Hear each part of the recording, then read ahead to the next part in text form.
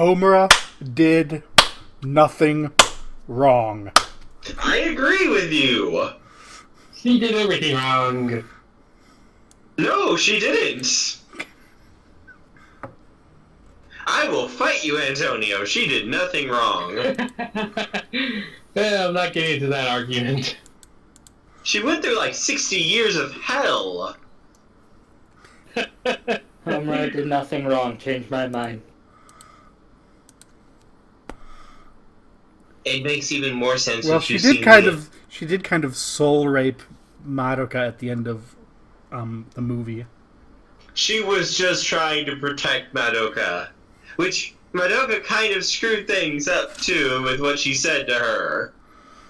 Like, Homura honestly thought she wasn't happy doing what she was doing. Yeah.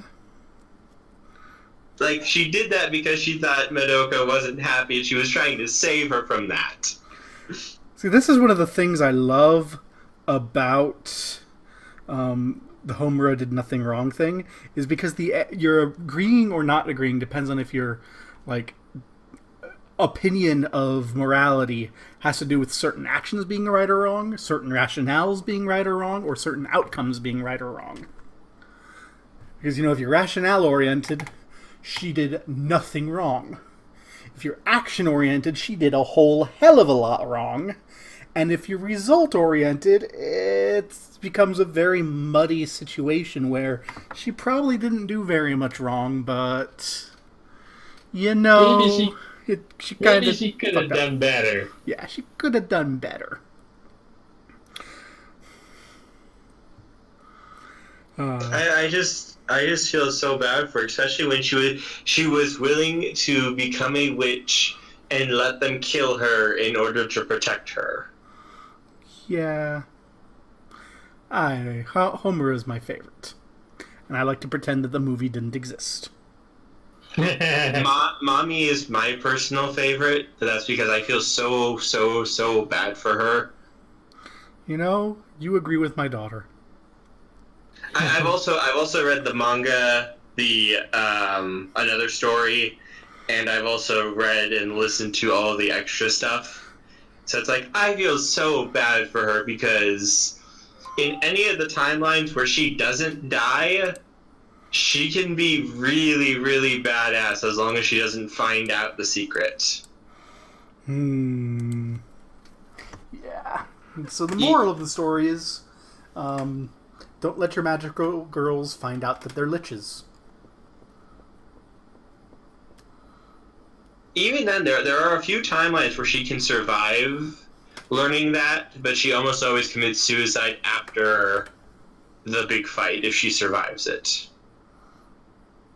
Don't let your magical girls learn their liches. I mean... Oh man, now I can't get the Tetris thing out of my head. There is one timeline. Now I have to look for something terrible, and I've started streaming. We're off to a great start this week. There's one timeline where it is confirmed if Homura has all of the major magical girls together, including Madoka, they can beat Walpurgis without casualties. If all of them are there together. Yay. Which is probably easier said than done. Oh, it's a tremendous difficult thing, but there's a reason why Homura resets the timeline still, though.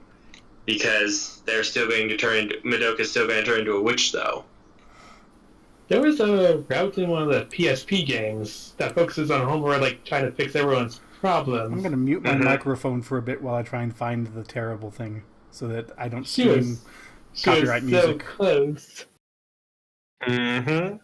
She did everything right, but except everyone forgot to grind, more or less.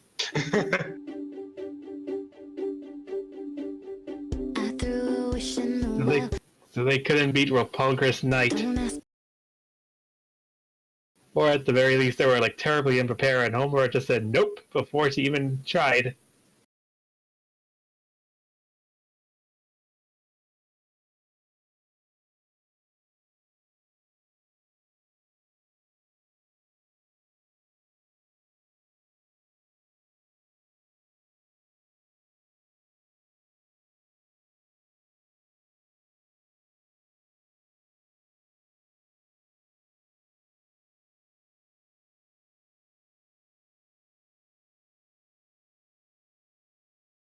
Oh, sorry. Yeah, Sorry. I was typing something. that was lost in thought. But no, I totally on the side of Homer did nothing wrong. She really tried to do good for everybody. I still think she did everything wrong. Why do you say that? I think she's like too obsessed with protecting Madoka that she tends to ignore her feelings about the subject. Well, keep in mind though, she's been doing this for so many timelines. She's watched everyone die over and over and over again. That's one of the reasons why she doesn't really get attached to them anymore, because she's seen so many timelines. She knows what's going to happen if she does certain things. Like she did say, like in the movie, she does care about mommy. She doesn't want mommy to die, but she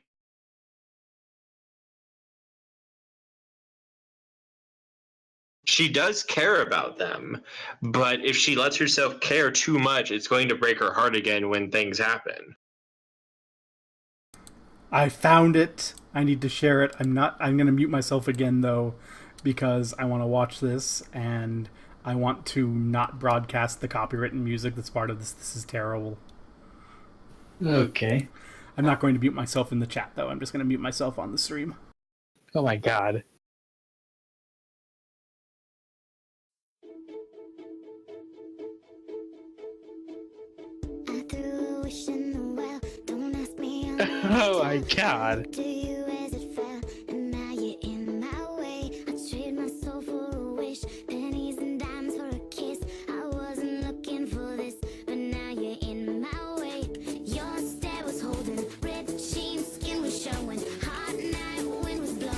Oh my god. Oh my god.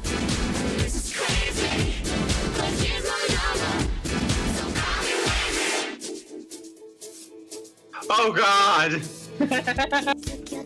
Oh god!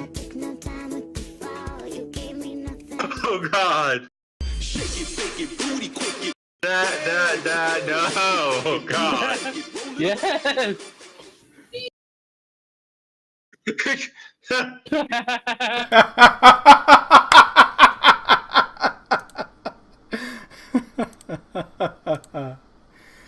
I'm a monster. I'm an absolute monster. It's okay. I've been dead inside years ago. It is great, isn't it? That was so terrible and so wonderful. Especially the very end.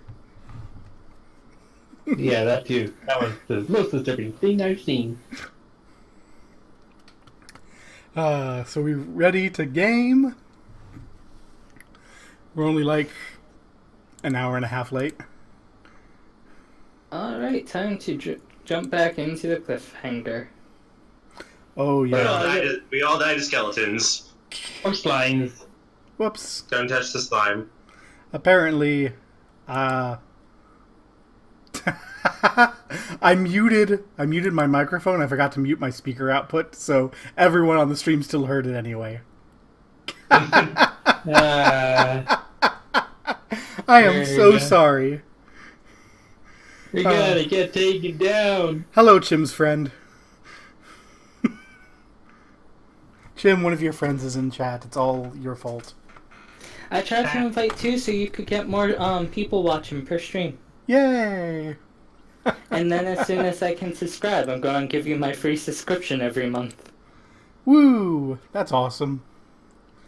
I don't know what to say about that, as I just started sending off applications for jobs again. You don't have to say anything. It's just a thing I was going to do. I'm supposed to tell you it's bad. It's free, so screw it. It's mal. I'm supposed to say it's mal in the chat. Latin for bad. I'm terrible. Okay. So, where were we? Oh yes. Everything was terrible. Yeah. I try to get to the map, but I can't see anything. Yeah, there it is. There it is. I don't know why sometimes why it never wants to preserve visibility. That's Oh, give me a sec. an issue. I have an X.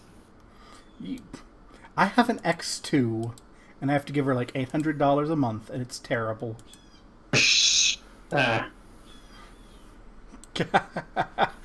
You've been talking Well about played. me a lot, apparently, according to chat. I'm not sure how I feel about that. Who about whom? According to Sir Demon Mal, you have talked about me a lot, or else about Arum Detox. I'm not sure who the you is. I'm narcissistic, so it's me. I'm narcissistic, so I assume it's me.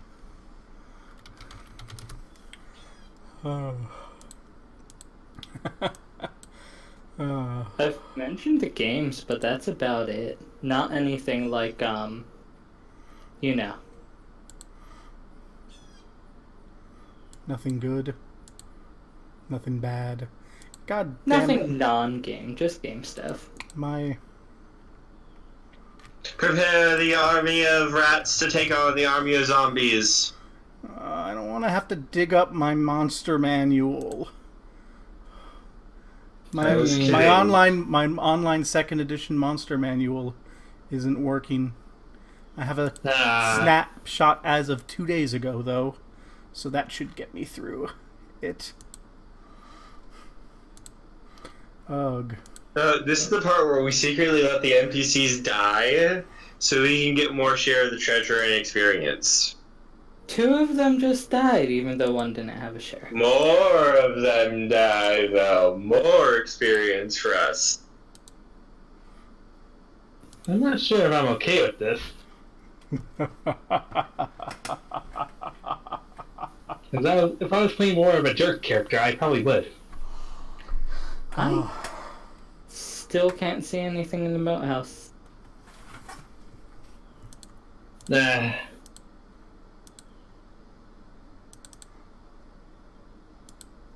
I don't know if it just put me off into the blackness really far away. I put you okay. into the view, so you should see things now.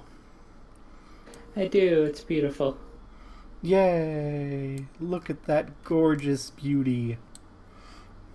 Dang, my eyes are just closing and opening, and for a second I thought the slime was Yoshi. It's brilliant, Corvin. Go ride it. Go ride it, Corvin. You know you want to.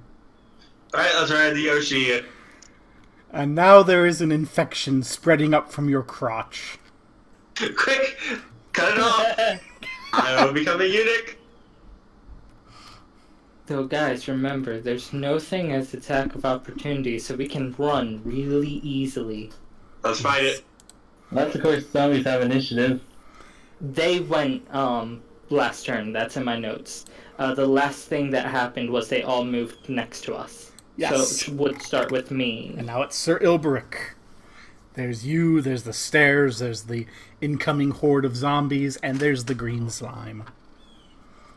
Are we gonna need to jump over that?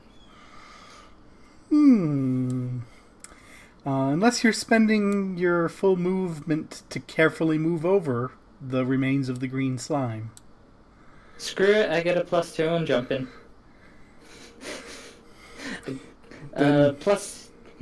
So, when you're saying jumping, are you using a rogue ability, or...? No, the, just jumping over the puddle of it. Okay. So this will be a dexterity check, and your dex is 2 higher.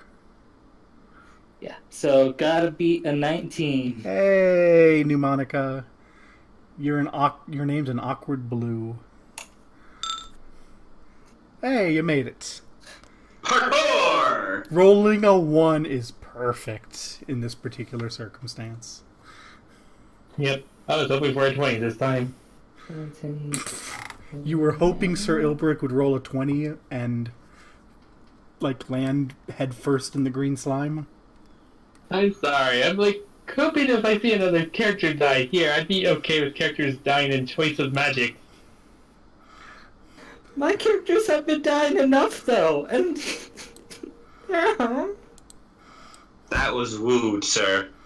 Very rude. Sorry. My characters have almost died from poison, they've died from Tom, I don't need more death. But as long as you play the game of RPGs on this tabletop computer, it will happen.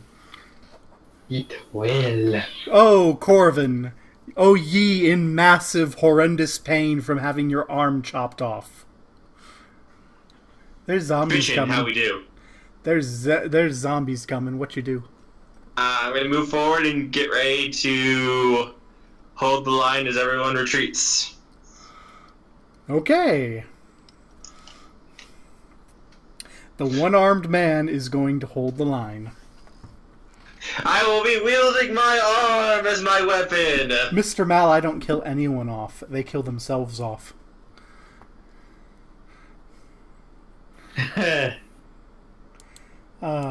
Liara. Yeah, my magic's not gonna work on these guys, so I'm GTFOing. You want me to take you up the stairs? Yes, please. Okay.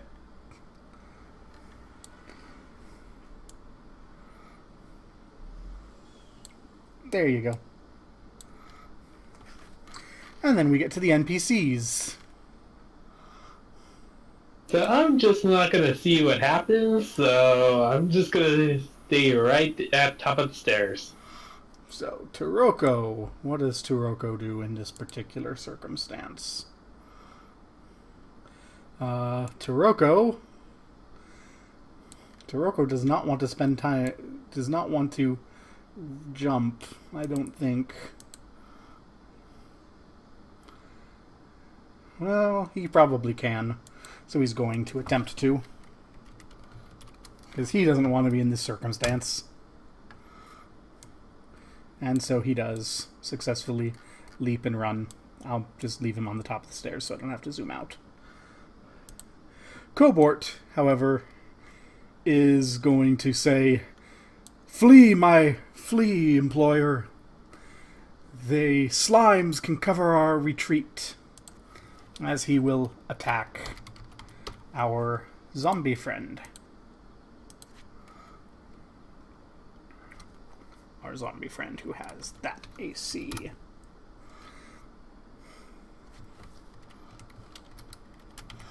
And that many hit points. Okay.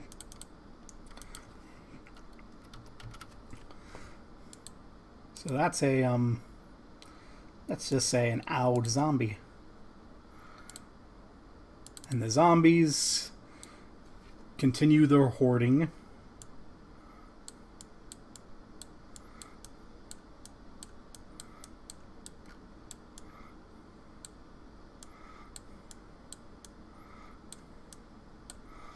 How many are there? I'm not seeing anything, I'm not seeing anything. You should actually be like there, I imagine.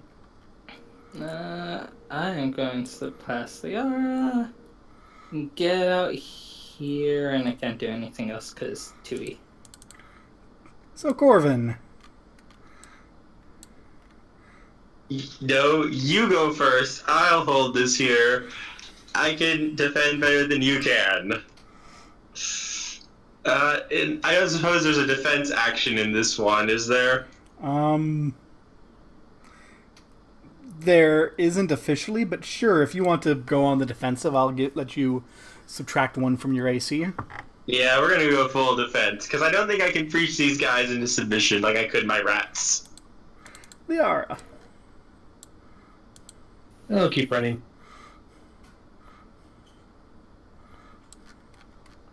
And as will Taroko. Taroko wants none of this. Cobort shouts, I am no coward. As he hits that same one he already hit. And again fails to kill it for some reason. I feel like Tom's trying to get himself killed, and now it's going to kill Colbert as well. I was actually going to try to help Corbord because I have the highest AC in the party. Wow. What is your AC? What's the damage type? It's smashing into you with its arms, so let's say bashing. Hang on, let me find my character sheet real quick. It's one of your negatives, isn't it? Yeah, that's my best one. Okay. So No, crap, hang on. Okay, my thing nearly crashed. It is -5. okay, that's not gonna hit. And Cobort has that, so it has to roll straight up. Nope. And that one, and then that one. They all miss. And these zombies continue their hoarding. Sir Ilbrick. If I yell, would they be able to hear me from there? They may or may not, depending on how loud the zombies are. He's gonna try to yell, "You idiots, get up here so we can funnel them." Corvin. Let's say it's a wisdom check to hear them. Okay.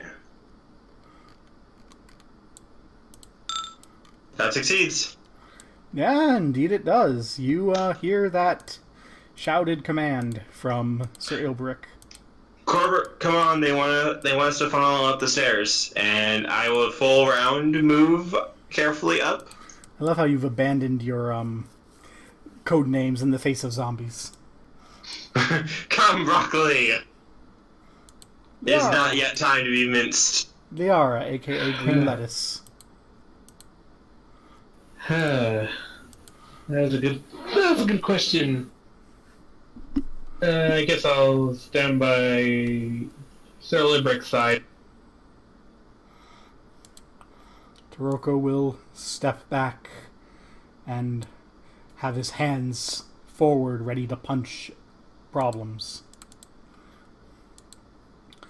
Cobort will carefully move up the stairs there. And apparently it's time for you to be grounded, Silver Yams. And you disconnected. Wow. Whoops. My thing messed up, so it disconnected. I'm reconnecting now. It's, Unexcited error occurred. Can you kick me? You're not in at all. It says White Stripe is disconnected.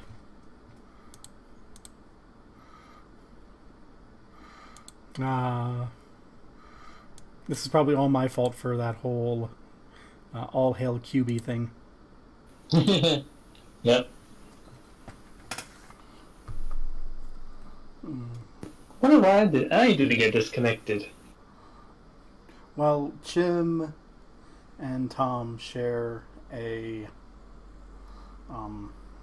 internet connection, so it may be a hiccup in their internet. Which is weird. It's usually me who has the hiccups. Yeah, you and your New Mexico internet. Hmm. Or else it's me and my rural internet.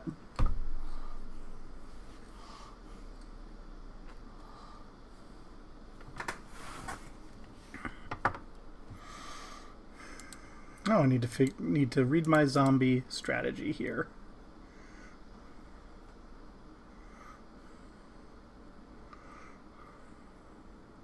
I'm just hoping they just all don't become green slime. Hey.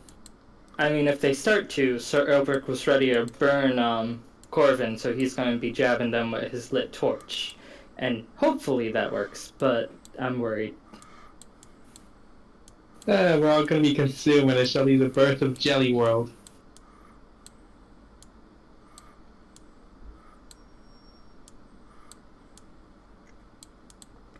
The horde does not actually go up the stairs.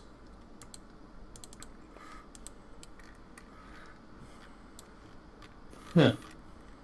It's almost as though there's something preventing them from doing so.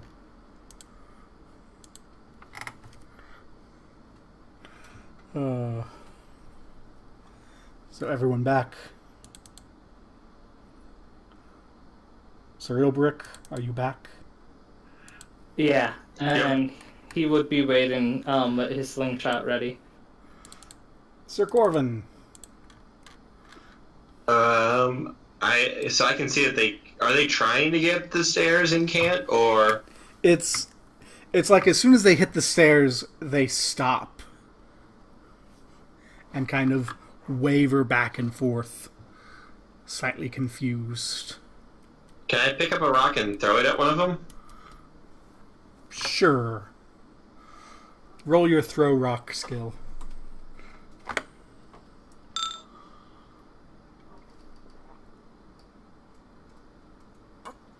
That'll end up being a 17. Nope. Liara. I don't have throw rock. Liara. Just stand by. Kuroko stands. Cobort says, "It seems they cannot rise up these stairs."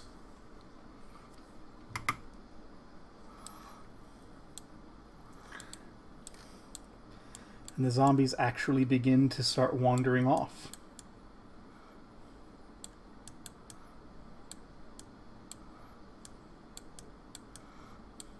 Well, I have a fun plan now for when we come back here. Sir Elbrick, no one's coming up the stairs. I will go check, and he's gonna go peek down. You can clearly see Corvin and Cobort standing on the stairs. Corvin. I'm going to turn around and start moving up the stairs slowly, just kind of limping and holding the stump of my arm that's bound up. Okay. I'll warp you over. Warp. Liara. I'll check down too. Hey, Corvin's coming up. Oh, you alright? I'm missing an arm, but I'm alive. Ow. Cobort also comes up. Thanks for cutting off my arm. I'm glad to do it anytime.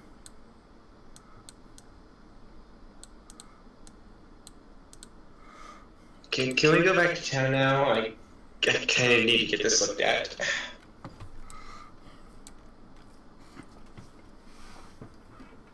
Corvin just kind of shrugs. I mean, this is your expedition. Especially now that Spugnor's dead. The betrayer of the century. I'm ready to go back.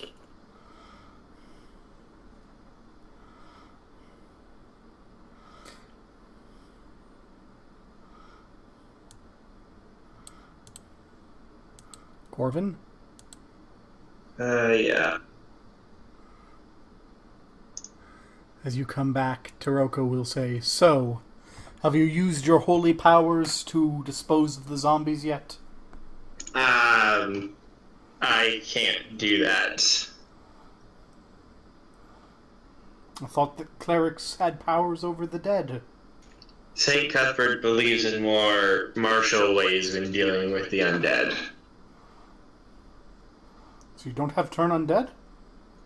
No. Seriously? No, remember, clerics, St. Cuthbert don't get that. They don't get to like level 3 or 4. It's a weakened version. Oh, that's right. Well, shit. Yeah, I can't turn undead, otherwise I would have been doing that. That's an unfortunate circumstance.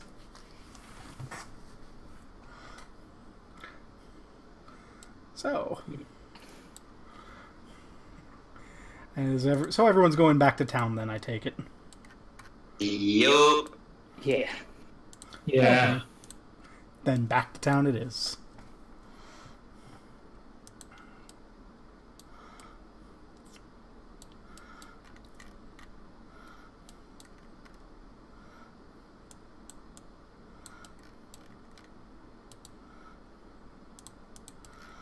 Where the heck are y'all? Trying to find us on the map. Oh, you're down there with Zert.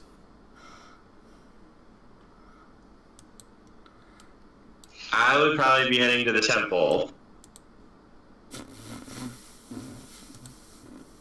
God, can you regrow my arm, please? Thanks, bro.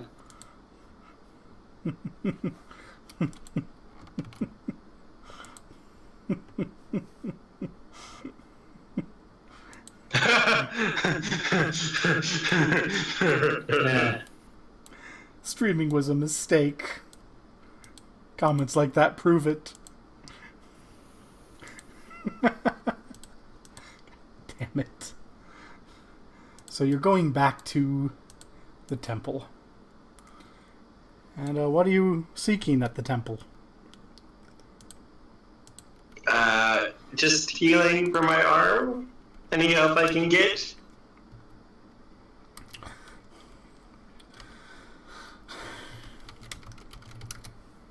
Well, let's take a peek.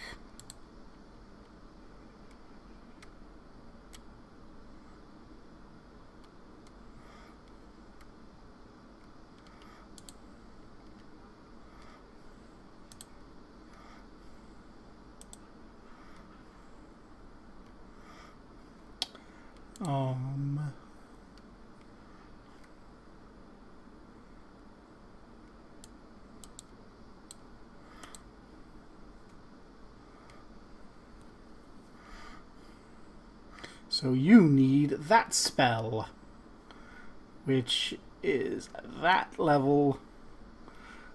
Oh my. Yeah, so when you get to the temple, you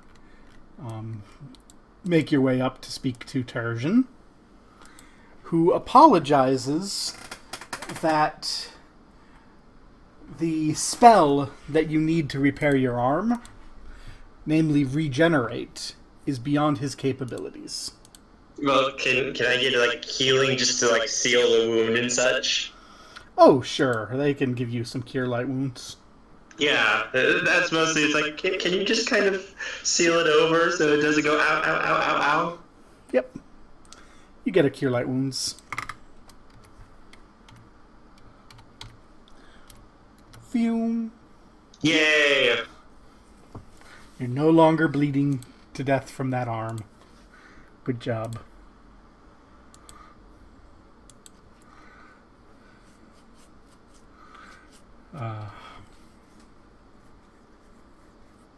So, yes. So there you are now, Corvin the One-Armed. Yay.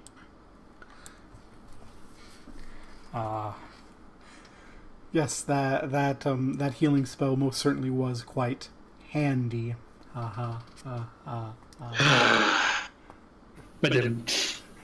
Blame Jim. He invited these people.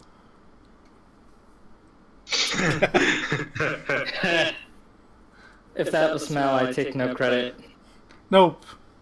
It was armed. No, I can no longer care for him.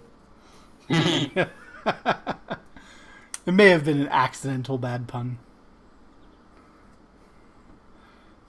But yeah, Maybe. In any case, he gave me a hand. Glares.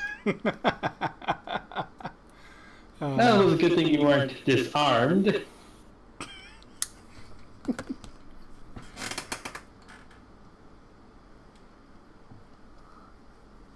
Sorry, that was the only good one I got. That was great. And we have a confirmation it was not an accidental pun. Before there's any more limb jokes around here, since we already had enough with the death of Rainbow Garden. Yeah, Rainbow Garden got turned into stress salad. This house over here, we saw it before. Is it connected? Like, is it a house? Which Connected house? to trading? The one next to the trading with the fence. I think That that's their warehouse. maybe something out that sort. That's what I forgot to do. I forgot to set up that map. I'm such a professional.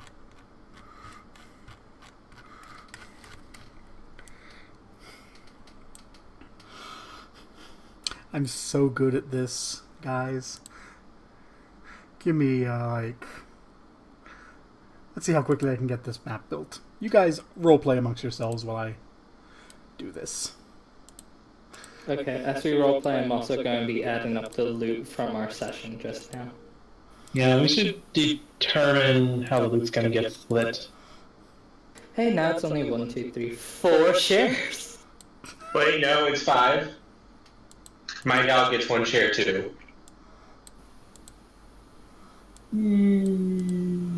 That would also mean you get less experience.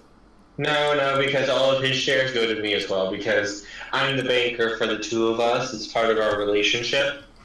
I don't think that was a part of the written agreement. Nope. We're changing that because I lost my arm. I just see us mentioning that on Spugnar's letter we all signed that wasn't part of it, and Corvin's just like, Spugnor's dead now. That's not legally binding. What are we going to do if we find magical items then? They're ours. Yep. I feel like it would only be right to turn him to his master. Or we can keep them and use them in order to cleanse the evil in this place. We are pretty sure he tried to help kill us. That's why he's dead.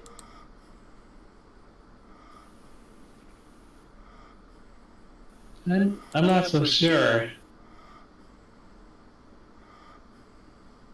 Do you think Bernie knows read magic and could tell you if those spells are good or not? Could ask him.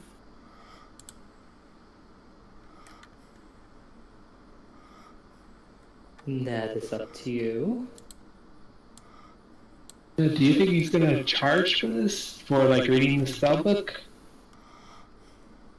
If he does, I could cover your expenses for you. Thank you. Actually, is it alright if you come with me? I don't exactly feel safe alone. I'll come with you, and then you can come with me on another quest of mine. Such as? He would make sure that Cobalt and Turuka is not here when we do that part. And then he will mention how he was planning on sneaking into the house or warehouse of the general store because they believed Remus, I think, he was the one who attacked the guy. They want to know if Grey Meg was also with him, and thus that's going to sneak in for proof.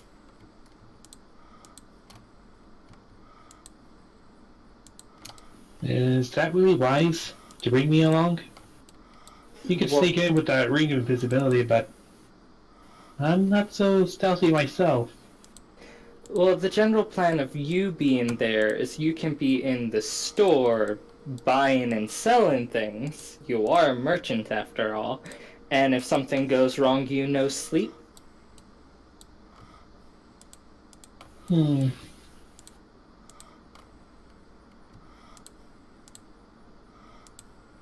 I guess, but I think that means we need to figure out how to split this.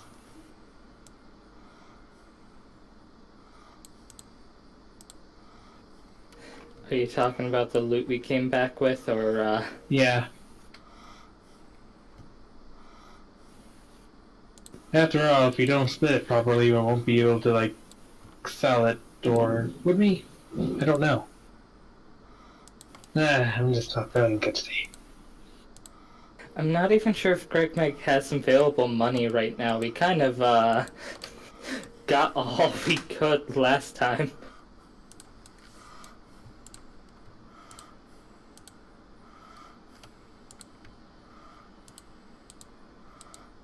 Do I forget? Is Greg Mike the one that was crazy who was like, we have to polish everything, or was he the one who was like... Gremag was the one who's like, everything must be clean and polished. Ranos was the one who was all, who cares, man? Why did the one who's not insane have to go be bad? I don't know. It's all a mystery.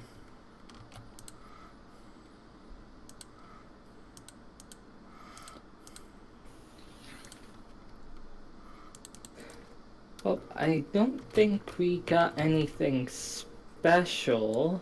No, you have Spugnar stuff. If you need any prices because of it, just tell me, Antonio. I'm not sure what he had on him.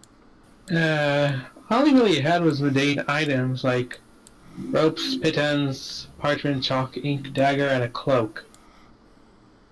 Okay. I could give you the amount of money that he had on him, though. If you want, so we can get it better, that works.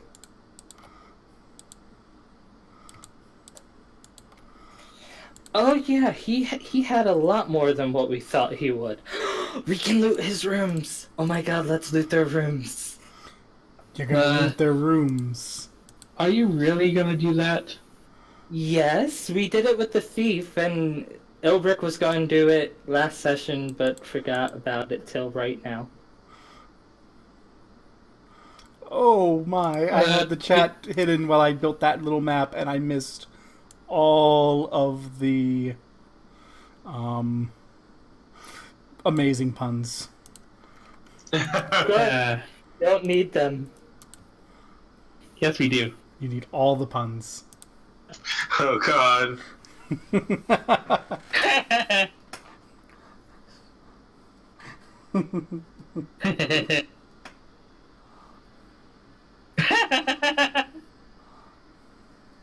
I shake my head slightly. Everyone clap for the puns. Oh crap, I need to hold a button to even talk.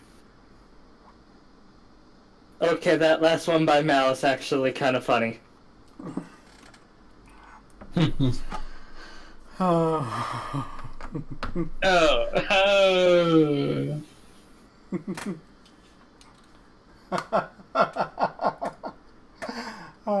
See, I told you.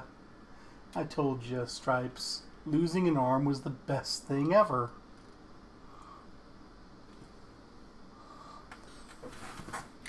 It's not going to go terribly wrong at all. None of these puns kill me now. So, I heard something about looting rooms. Yes. Yes. I don't want to get involved in that. Then could I have the key to Spugnor's room? If you don't let me, I'm going to pick the lock anyway.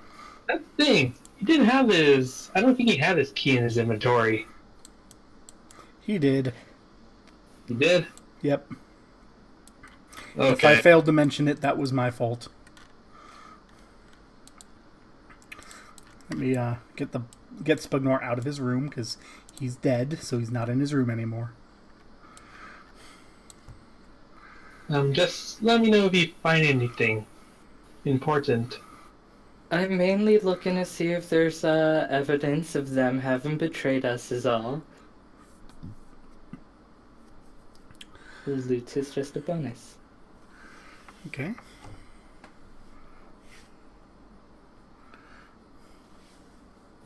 I might as well go to my room and try to do inventory.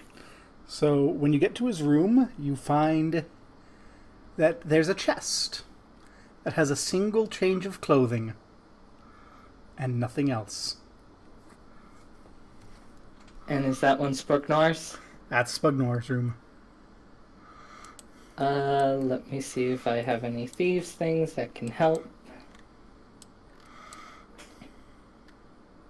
Would trying to look for secret things be find and remove traps or something like a wisdom check? I'll say find remove traps would be appropriate. Gotta be the 30.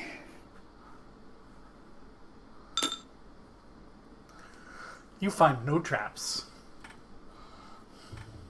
Hmm. But no, you're fairly certain, looking through the room, that Spud Noir carried all of the valuables he had on him.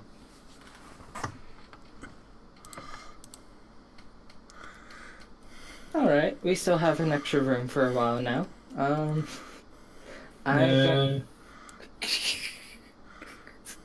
you sure that's a wise idea? What's the worst that could happen? Oh god. I'm pretty sure once the innkeeper hears about Spud Noir's death, he's gonna want to know where that key went. If. We could just... I'm not indulging the if. I mean, the last person that, he was ran out, not killed. He gave us the room until the payment was gone, so, we might get this room too for a little bit. Depends. I'm gonna go check out Zert's room. Alright. When you get into Zert's room, you see a pair of saddlebags on the table and a pouch next to it.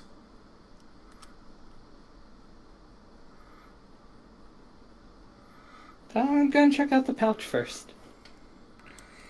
Inside the pouch is some money.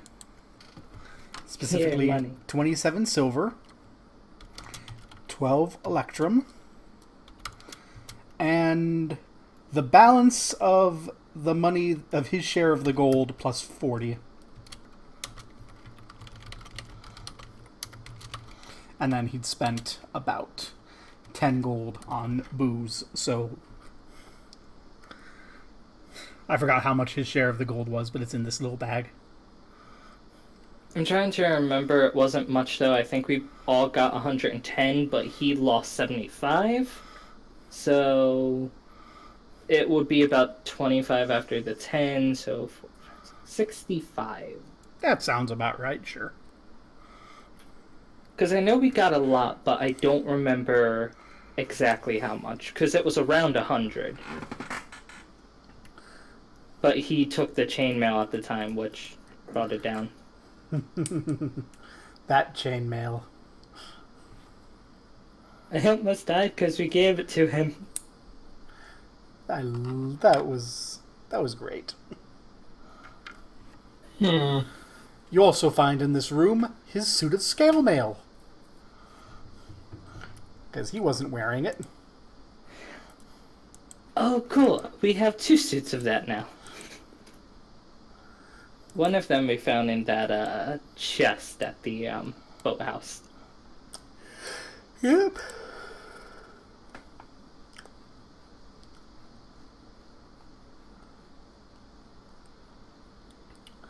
So he has the saddlebags. I shall open the left one first. Okay. It's full of clothing. And the other one? Full of clothing. Yeah, don't need to buy new clothes for a while.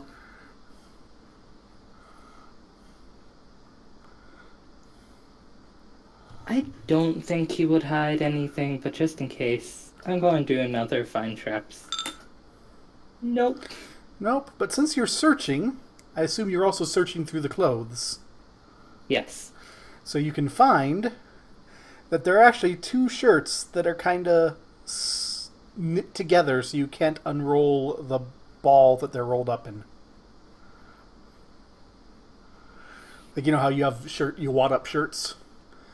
There's 2 wadded up shirts that have actually been sewn together in their wadded up state. I'm going to carefully cut it open around the knits. Inside, there's a small wooden coffer.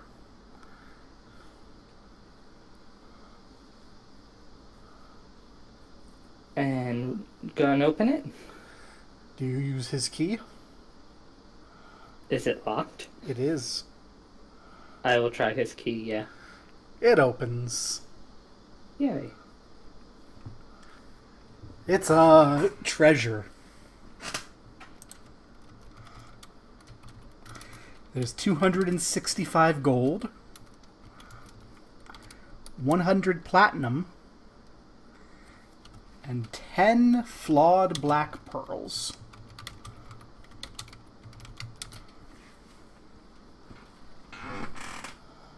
Wow. And this loot doesn't need to be shared with Turko. Yes.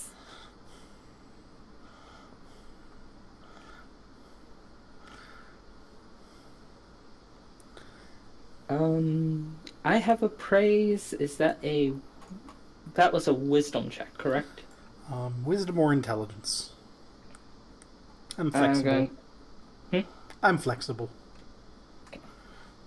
And because I didn't know this, except for Tom mentioning it, I'll take put the -2 for wisdom, beating a 12, not beating a 12. I'm going to go show Liara the black pearls. Liara, there's some pretty black pearls. Well, I guess I could try to figure this out.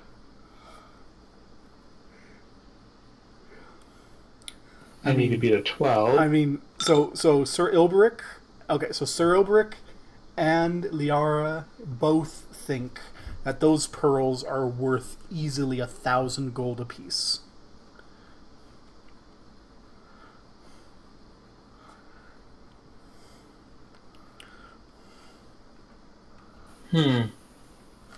They're extremely valuable gems. Can we hope the person, whoever we give this to, actually fails their check too? Who said anything about They're failure? worth that much. These are totally worth 1,000 gold pieces each. And they're someone gems. rolls a 20 and fails. We gotta talk to Bernie when he's drunk, because he'll have a whole bunch of negatives.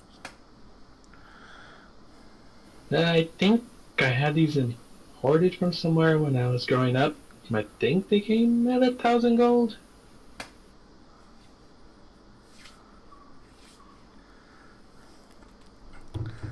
Ah, such money. And I thought I got a lot when I looted the 720 gold from the illegal funds. Yeah, you're kind of swimming in money. The economy's gonna crash because of you. It's not even going... The reason he was using the powder, at least as far as I can get, with only 1 coin per, is so it would seem to people that they spent, like, some copper without noticing. So it's not going, like, straight up crash. This was over a long time period. If he was trading, like, all those silver for copper and someone went home thinking they had 10 silver and then all of a sudden it's like, wait a moment, I have 10 copper. That would probably be a problem. I think she's concerned that you're going to spend it all in one place. What? No. No. I'm going to give Liara 100 gold out of my personal funds so she doesn't think I'm good. So she doesn't say anything. And of course, are you doing that near Belle and Rosa? Yeah, they're going to find out here, yes. So how would they react to you just kind of pulling out a large quantity of gold?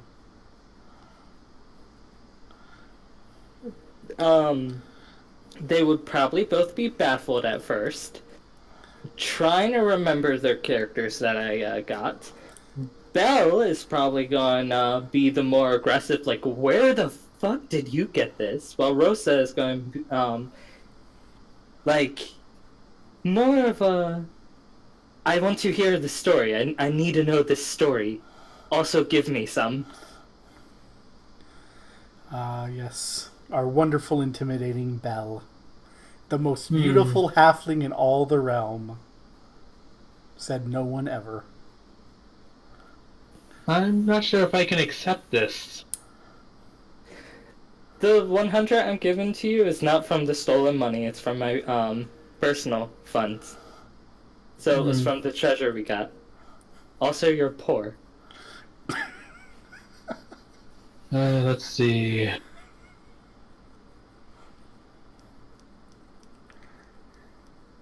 And whatever you owed is most likely going to be taken out of the what we got from the boathouse.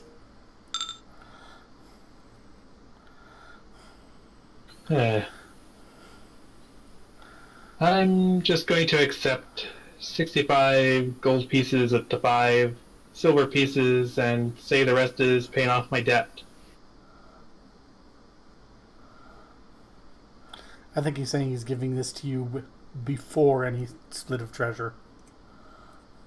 Are you sure? Yeah, this is from like money we've already counted. This is, here you go, you need money. Well, thank you. I don't exactly appreciate your methods, but I will remember this kindness.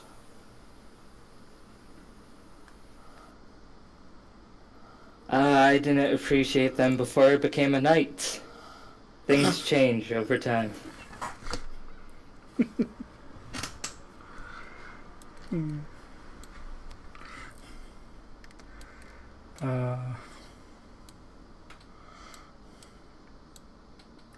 So,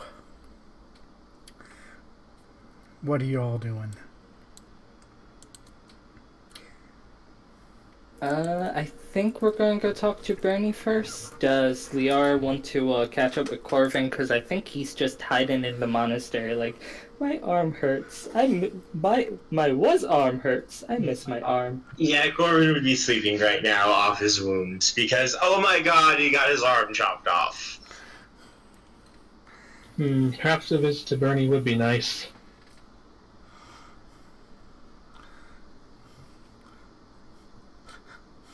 Time to go visit the drunk wizard.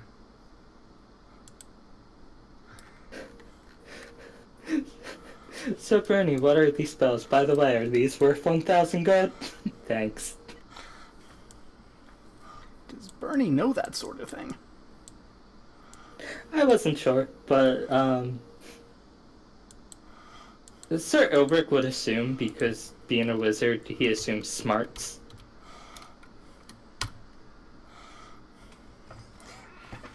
Bernie will look at you and say, "No, they'd be worth 1,000 gold if they were perfect. But see these flaws here? They're only worth 100 each.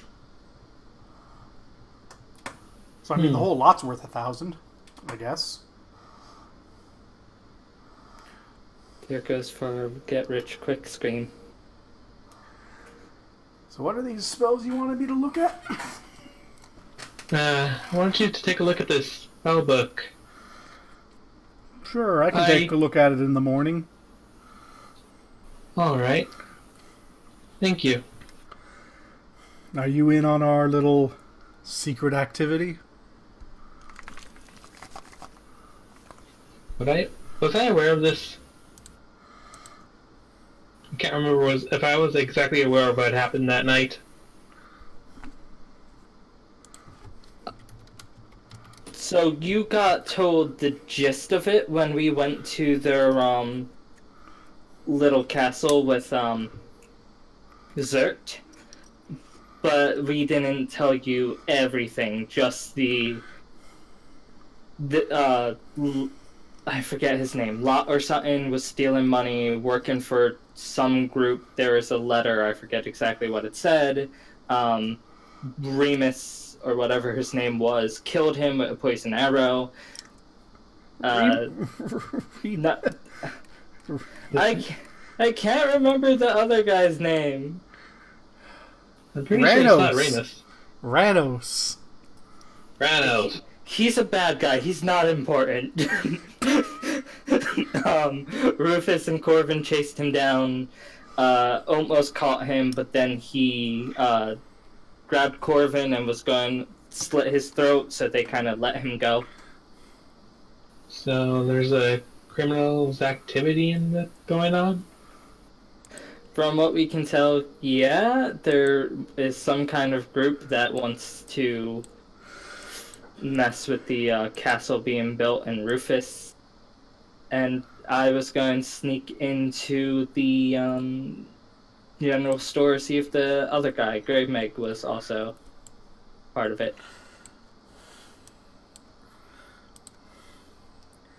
Ah, yes, sneaking in at night. Nothing can possibly go wrong. Is the store even open at that time? If you want to wait for the day, we can, but generally I prefer nightfall.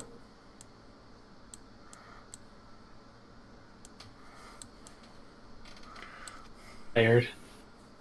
I can do this alone if you two don't mind. I don't mind. It's just like, not having time to process everything that's going on.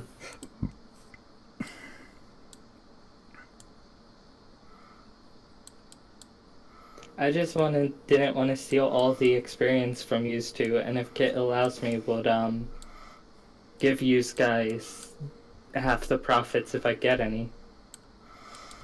Sure. Are you going to share the XP that you're going to get from the money you just robbed? From the Zert and such, or the 720? From Zert. Yes. Yes, I'm sharing that. I was kind of adding it all up. Okay. Because that is plus 2.7 plus 265 plus 1,000 plus 1,000. I'll go ahead and give out that XP right now because you found it in town, so you got it back to town. Yay! We all get that much? Yep, each person gets... Whoop, nope, that's not quite right. I was missing a set of parentheses. There you go. Let's round that up to a good solid 780. I ding! Yay! I already dinged the last session, so I just need a rest to, like, properly level up. Yay! Our cleric is now, what, level 2? 3. Level 3. Ooh. That's a powerful level. I forget what your spheres are. I don't get light. I know you I don't get get light. light. I know you don't get light. I'm just forgetting what your spheres are. And then we go, charm, combat, divination, healing, necromancy, protection, wards. There's some good spells in there. So I'm guessing I get second level spells. We can double check. Alright, I'm going to go into starting to level up my character, so don't mind me. You guys go have fun. Okay.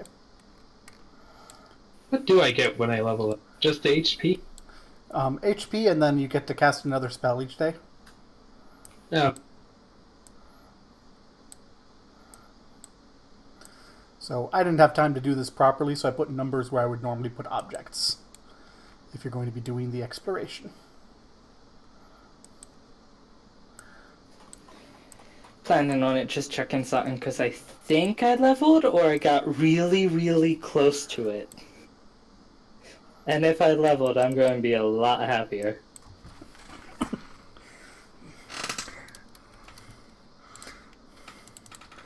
I'm not comfortable with how quickly you're gaining levels. I'm sorry, I've been thieving. To be fair, he's been thieving with the Ring of Invisibility. You don't get to do that much. Especially early game. The ring you gave him. No, the ring he found. I got lucky rolls. No, I gave him the teleporting cursed rug. I'm not that nice. I have so many toys. No, I'm so close to leveling. How much you need? Like 400 some, and this stuff, Well, have you divvied up and figured out the value of any treasure you just brought back? I have most of it here. I'm adding it all up right now. Okay, because you do get XP for non-magical treasure you bring back to town. I don't imagine there's very much coming back on that particular trip. We have 110 gold from loot in Sporknar's corpse. 9 from that. 50 gold from a box, you said. 75 from the chainmail we got from the body. 10 for a sword. 20 for a purse. 120 for the scamel tunic we looted. 35 for a light crossbow. We're keeping the crossbow quarrels. I didn't check their thing yet. Let's see. I just need to check the lamp oil, which I believe is a silver per pound, and we have 10 pounds, and the crossbow quarrels is what I need to check. Okay. And out of curiosity, did what you have there also include some scale mail, or? No, it did not. Then that's another 120. So that'll be 186 XP per person in addition. So no, you will not level. So close, though. So close. So So far close. away. What if I gave him my share of that? No. Nope. That's not how it works. Worth a shot. Also, that's not the correct number because that is split 4 ways. So it's 140.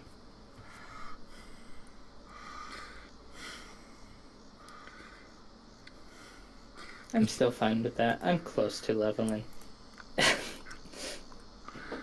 Oh wait, do I use this number to, like, pay off the debt? Yeah. Yeah. Oh, Your debt gets paid off out of that 140 gold share. On paper, at least. Whether or not Gremag has the money to pay you back, who knows?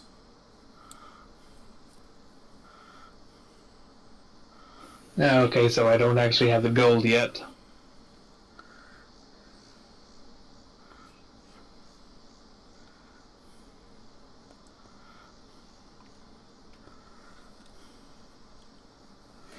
Not out of that, no. But, soon. Soon. Hopefully.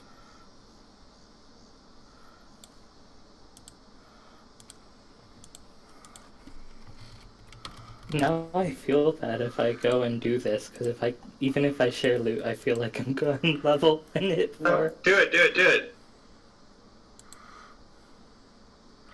I mean, the entire thing about everyone leveling on their own is it's supposed to encourage you to, do what you would do. And expect that others would also do that.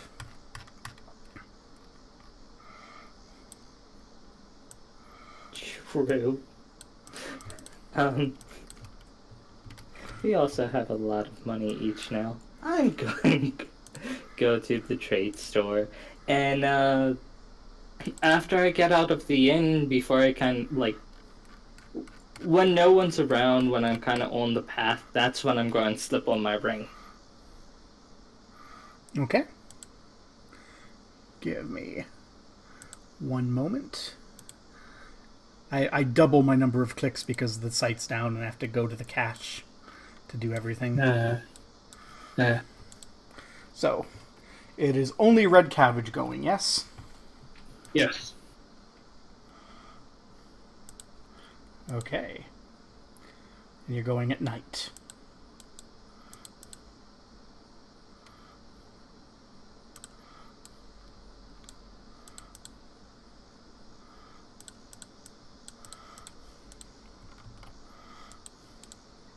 This is where me putting all my rogue points into the stealthy stuff should help. And do you have normal sight or dark vision? I need to double check that. I believe I have low light, but no dark.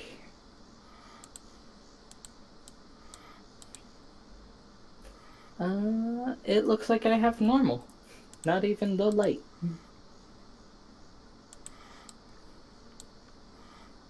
Okay.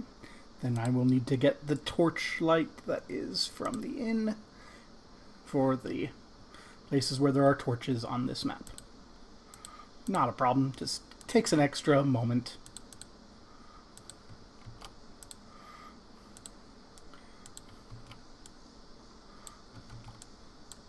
I just remembered I have something on my person which can be crazy.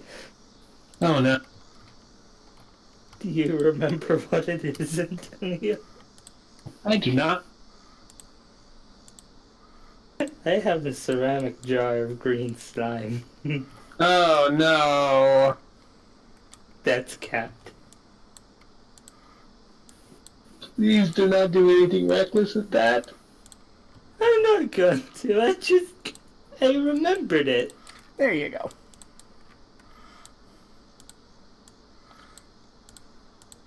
You can now see.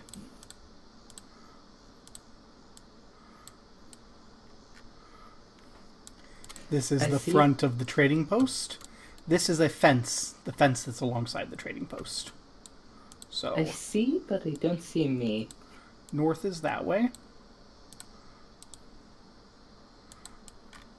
What do you mean you don't see you?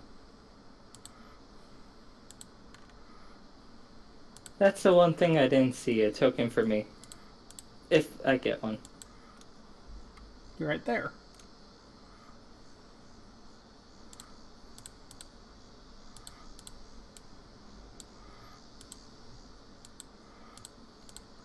Like you should be centered right on top of you.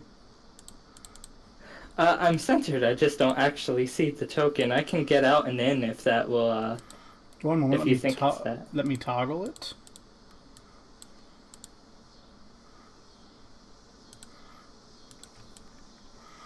And you should be right in the middle of the screen. Yeah, the top of my screen is the arrow with the N, and I see like the door. I don't see me. The invisibility is too strong. I've given you a candlelight. Now I do. Really sorry about that. Okay. Can you see all, and you can see all the light sources? The outside ones, yes. Yes. You can't see the sources themselves because they're invisible, but you can see the light that they cast.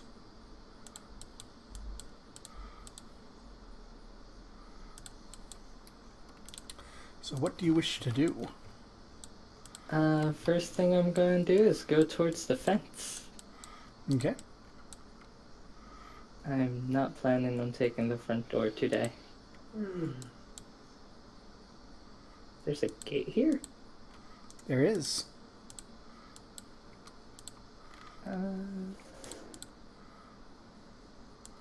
Also, for some reason it didn't want to show what you can see through the fence. And as I said, I numbered things because I didn't have time to throw things out there. That's fine. I don't really see people. I'm gonna try. Yeah, I'm gonna try open the gate. See if it's open. The gate is currently locked. Good thing I bought my thieves' tools. Gotta beat a 65. You open the gate.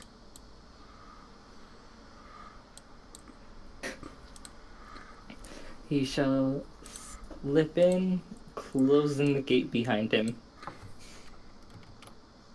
Okay.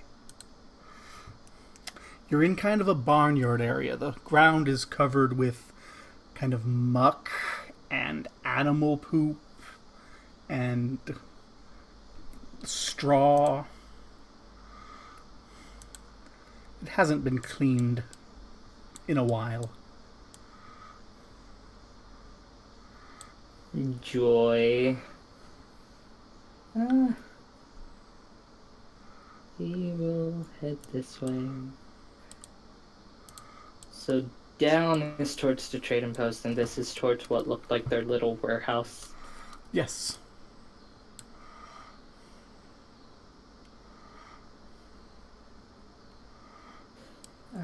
He will start looking around the warehouse for a smaller door, not as big as one. Okay. You don't see any on this side of the warehouse. There's this great big kind of barn door. You can see a smaller door on the other side of the fence. Stupid fences. Now I'm just looking for a door over here. Okay, where are you looking for a door? If there's one into the trading post in the fence area. Okay, where are you looking? Along the walls. Okay. Do you have a find secret doors? The closest to that would be my, trap. I don't have anything just for secret doors now. Go ahead and do your find traps. Gotta beat a 30. Okay. Oh. I'm going to climb a fence. Okay. Gotta beat a 55. You land on the ground with a loud thunk, leaving a Sir Ilbrick-sized indentation in the muck. I like the Antonio sound effects. Screw it, I'm going to try to kick some of the muck in so it doesn't look as me-sized. Okay. And then I'm just going to go back through the fence and go around. Because screw climbing. Around that same time, you'll see someone coming around the corner. What was that? Or why do I have to look at the noise? Opening up the gate. Going over, just looking here. Like, must have just been one of the animals in the barn. Come on, man, it's nothing. And he goes back inside the front door. Is the door closed now, or, It's closing. I'm going to try to get over there and see inside. Okay.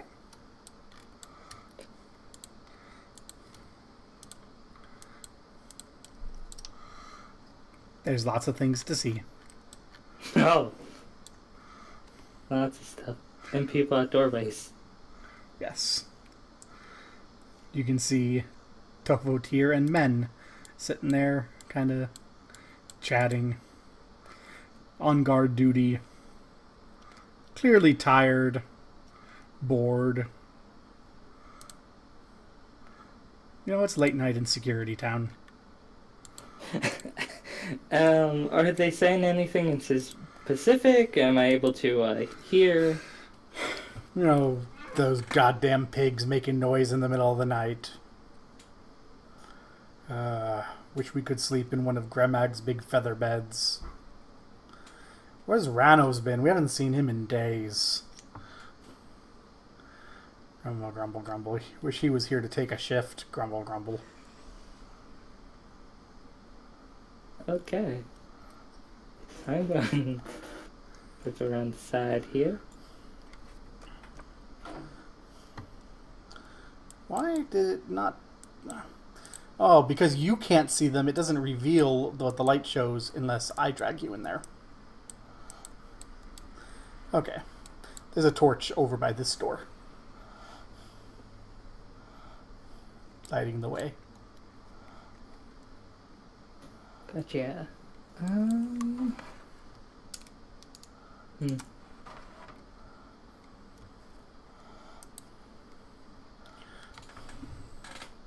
I feel like I have to go inside because I don't think the barn is going to have anything.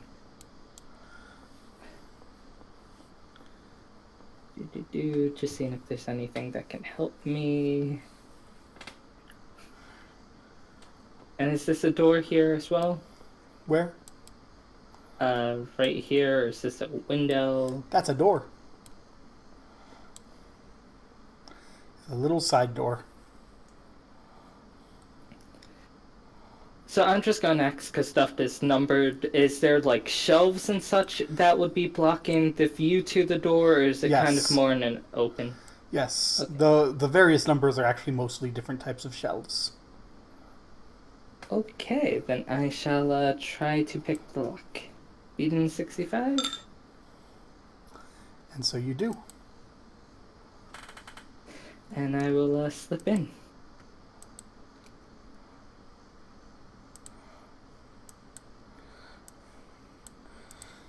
Okay.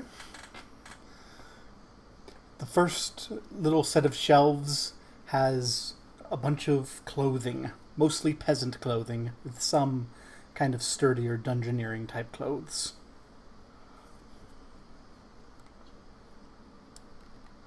That is what number 1 is. I'm going to try to slip this way. I know that I can move quieter than normal, just by moving at a slower speed.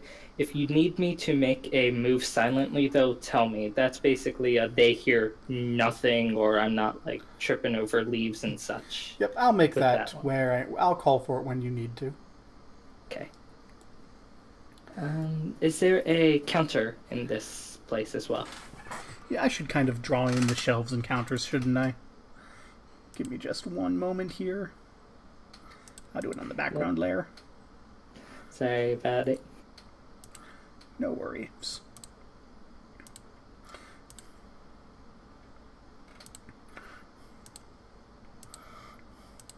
This is going to be a very rough sort of situation, but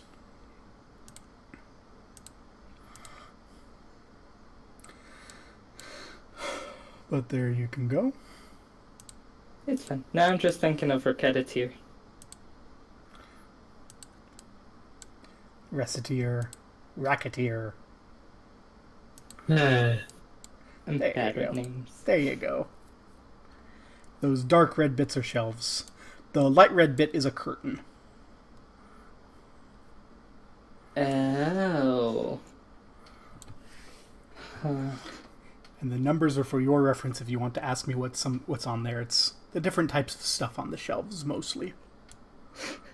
I shouldn't, but he is going to be looking at the shelves here as he passes by. Okay. 10 there. Has various tacks, harnesses, and carts hanging on the walls for use with horses. And he shuts this way and check 9. Okay, I have to really quick roll a couple of these. That's 1, 2, 3, 4. Nope. Yeah, so there you can see some padded armor, leather armor, and studded leather armor. Alright, as he passes by, he's just going to check out 2. That has a bunch of shoes, gloves, and belts.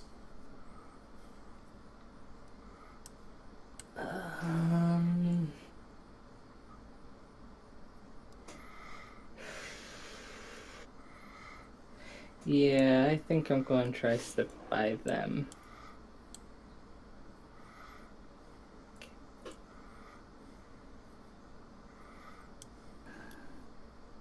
Shall I do my move silently? This is where you need to do your move silently, yeah. I'll be right back. It's a 40. Right as you slide past the pole arms and shields. Ooh. 40, you said. Yep. As you are focused on moving quietly, you hit the counter, and all the pole arms just kind of tilt and fall to the ground with a crash. And Men and Tovertier jump up and start heading this way. Can I do a dex to try to get out of the way? You most certainly can. Okay, 17. You get out of the way. Tovertier will be like, "What the hell? It fell over. Is there someone in here?" Men's going to look around and say, "I don't see anyone." He's going to lean down and look under the table. Lean over the whole pile of arrows on 8 to look right down at you and say, there's no one here. Weird. And Gramag will come out of the room over here. What is this racket you two are causing? He stretches. Honestly, my brother's not even back from his emergency trip yet, and I have to handle this shop all day on my own, and you're keeping me up at night with this racket? Are they all kind of looking away as he's like half yelling? Yep. I'm a slip in. Okay. You can hear them continuing to yell. So this room, I wish I had remembered to do this beforehand, because there's probably there's a bit in here. There are there's two quite comfortable looking beds on the wall. There's a table with a chair. There's some wall shelves and pegs, a chest of drawers, and a pair of lockers. Oh god, that's a lot. I think the pair of lockers is what I'm going to try to look at first. Okay. Are you going to look at locker A or locker B? Is there any distinction or no? Not really. Locker A. Okay. When you open up this locker, you see a bunch of neatly folded clothing. I'm going to close that one. And check out locker B. There's a bunch of clothing in here that's not very neatly folded. It's all kind of bundled up and shoved in. Could I do a quick pat of it to see if there might be anything that's not clothing in there? Sure, you do. And you find nothing of the sort in B. And you can hear from the other room, well, don't keep me up again, as Gremag starts coming closer. I'm going to close it. Okay. And try to go somewhere he won't be. Gremag comes over and gets into the bed by locker A.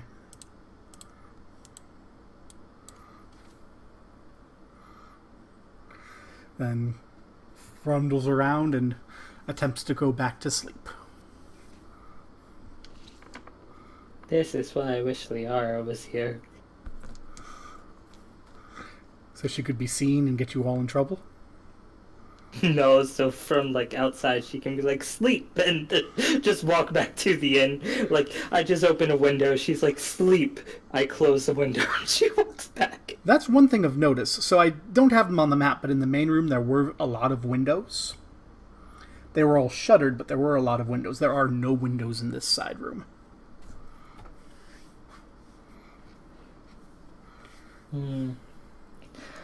Since he's going to be sleeping, I want to wait a bit. As I do, am I able to see what's on the shelves? Yes. There's books and pens on the shelves.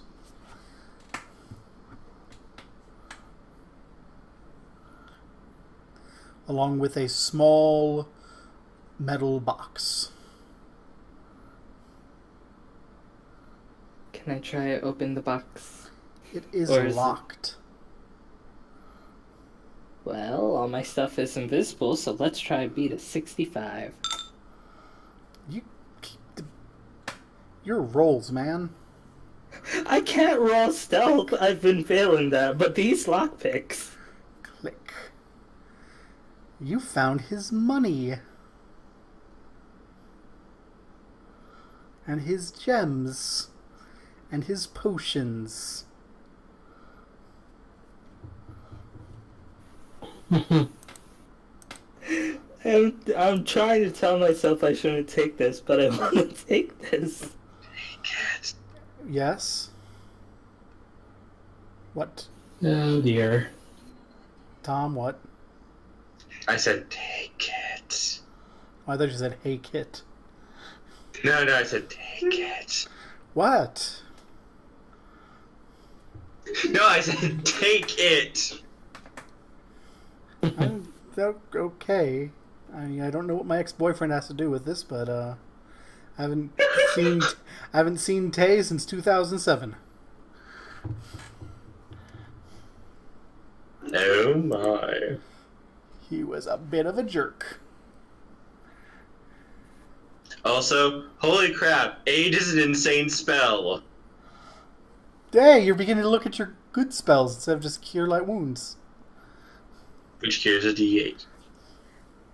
Does it cure Also, a D8? Have we been doing it wrong? yeah, it's a D8, not a D6. Okay. Also, charm is insane in this game. Yes.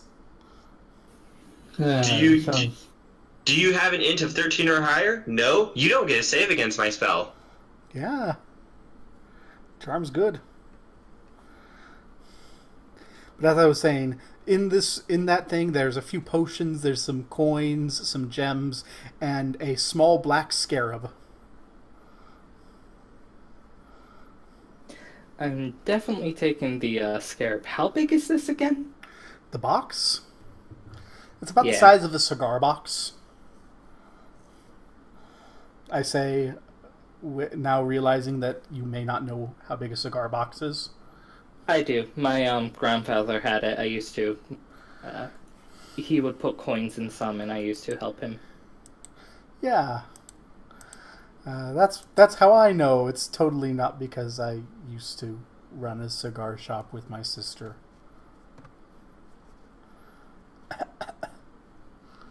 Don't mind my lung cancer.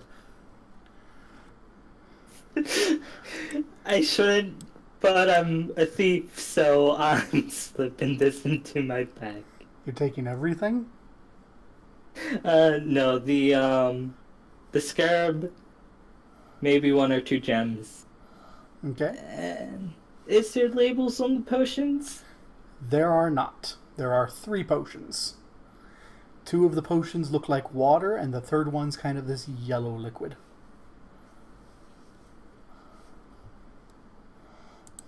There will be evidence I will return if need be. Okay.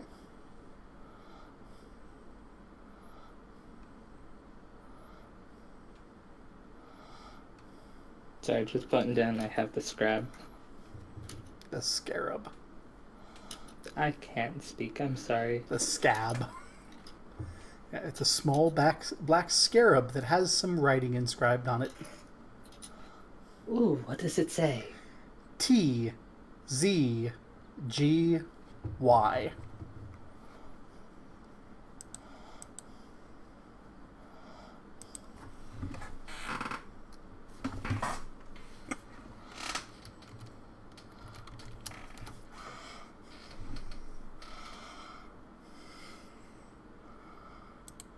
I was trying to think.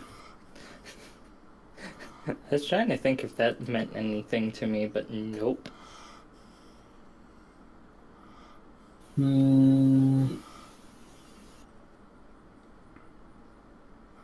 I can think of one thing, but I don't know if it's applicable.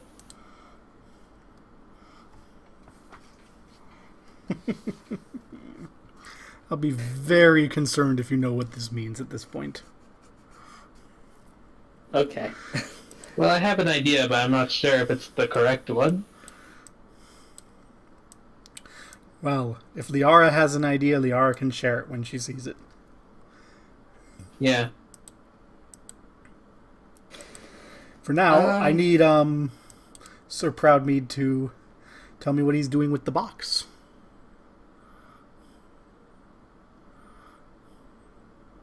I kind of want to see if there's anything else in there that's not just the gold. Inside of that, I would put it back. Okay. It's just the gold, the gems, the potions, and the scarab. Okay. After taking the scarab, one of each of the potions, he's not going to take them all, and he will leave the gems. And the gold, he will put it back where it belongs. Cool. Will you make me a move silently roll? Please, good rolls. Please, good rolls. What you need to beat? A 40. So, because the shelf's up a little bit, and you are a halfling, so you're kind of getting up on your tippy toes to put it back. And you did, unlock it. So, You get it up there, and you get back down just in time to see it tilt and fall and open. And all of the coins and gems and the potion smash on the ground, making a god-awful racket. Oh, no. God damn it.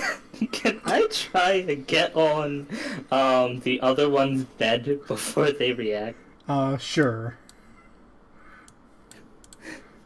Yay. Yeah, Grandma's just over here, and everyone else comes rushing in. He's like, what the hell? And Grandma's just leaning down. How did this get open? And he's shuffling through the coins, and as he shuffles through, his eyes narrow and narrow, and he stands up tall, and he says, "We've been robbed. It's missing. Find the thief and kill him. Make sure no one learns that it exists." And the two say, "Yes, sir," and head out quickly into the night.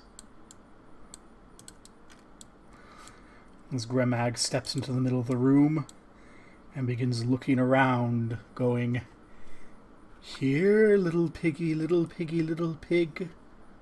Where are you? Are you here?" He pulls out a dagger and stabs it down into the bed you're on, hitting very near to your invisible leg, where there was a bit of a bulge in the bed. And then he pulls up. "When I find you, I'm going to peel every inch of skin from your foolish little body. And I will find you. I'll find you." And he steps back out into the main room. Welcome to Outlast. Or any stealth game ever. I don't know, I never played Outlast, so I don't know. You know, I'm kind of glad I didn't stab him with the magical dagger.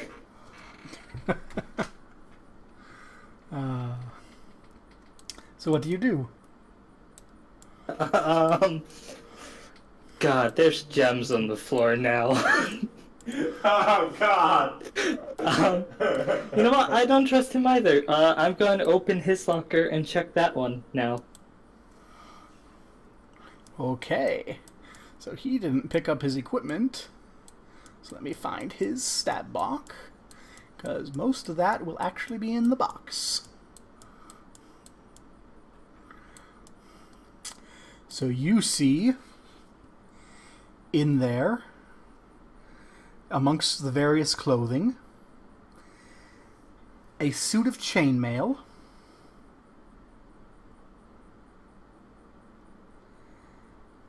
and a small pouch. And that's what you see in the box. That's what he wouldn't have on him. I will check the pouch. It is full of dust. Can I get out a copper coin of mine and... Well, first, does this look like the dust the other guy had? It looks very similar. I can wait until I'm done to experiment with copper. I will, put that in one of my pouches. Okay. Or bag. How quietly can you move chainmail? It would require a move silently check. I won't touch that. I was thinking of hiding it, but no, good. I wasn't going to steal it. I was going to put it under the bed. Too many close calls? Everything that I can, like, roll high on, like my 60s and such, I've been rolling 10s. The one I need to roll 10s on, I've been rolling 70s.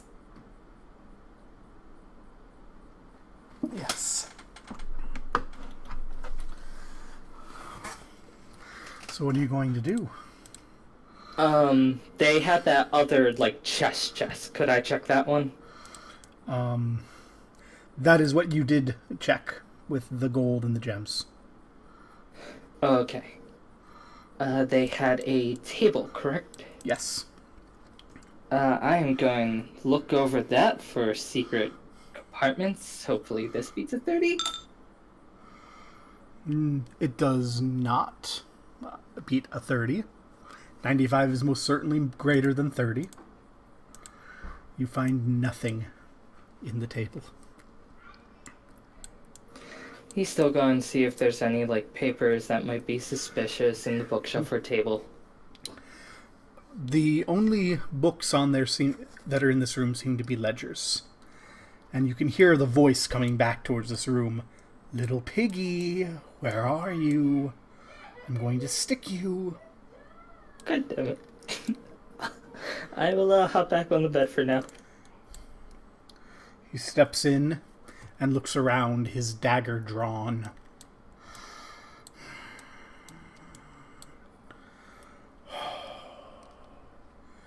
They're going to kill me if we don't find that.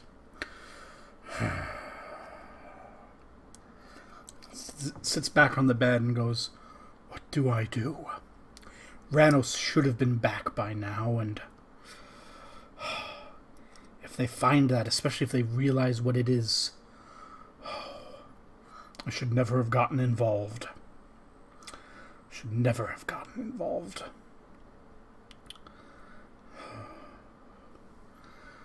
Well, there's no use worrying about it now. He stands up and he opens his chest. It'll be easy enough to handle, I suppose, as soon as they find him. He gets the chainmail out. The chainmail that flows almost silently as he pulls it out of the container. You can see the bits of chain hitting each other, but there is none of the dings that you would expect from chainmail. As he puts the chainmail on, and then he leans down in, and he pats around, and he furrows his brow, and he goes, "Damn it! Where is it?" And he starts throwing clothing out. Where is the dust? And he leans back, closes his eyes, and grimaces. That thief. Torture's too good for such a thief. I'll have to take him to the temple myself. And he hurries out of the room. Shit, he didn't walk by me. He does. Can I attempt to pickpocket? You can. Oh god. Need to beat a 50 to successfully do it. So what's his, you don't need to tell me his level, but he won't notice unless that's his level times 3 higher than that. So if it's like 5, then 75.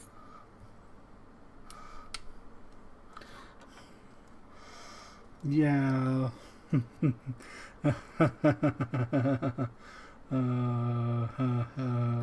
no. 75. Oh, you are so lucky. He doesn't notice. You are pushing your luck. Nothing ventured, nothing gained. Luck that you don't really have it in the first place. This character is kind of based around luck, and I gotten lucky with the ring, which is allowing me to even do this. I've gotten lucky with Bernie and Rufus not asking for the 720 gold. I've gotten lucky with a few things. Oh, what do you do?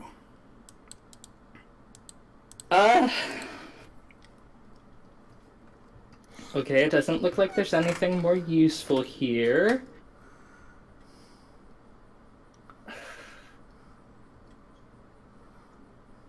And the money's scattered all over, isn't it? Yes. Can I pick out a few of the choice gems? Sure. If that won't take long. Sure. How many gems are you grabbing? Just like 2 or 3 as I head out. Okay. You have 2 or 3 nice gems.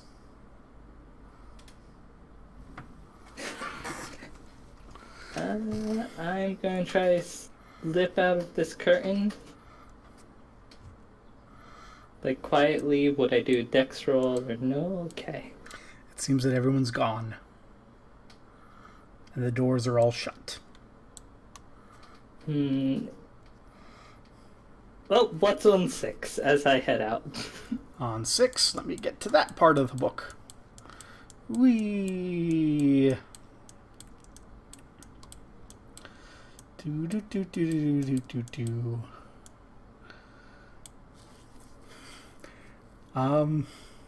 So you see pens and chalk, a myriad of religious symbols, and some chains and ropes and whips.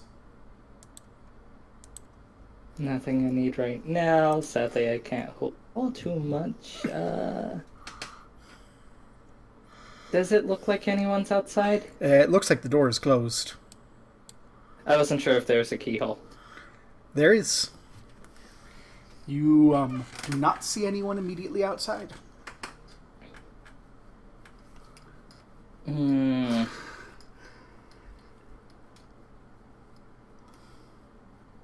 going to try to push open the door silently. Kunk. Or whatever the sound is when you hear a padlock on the other side of the door.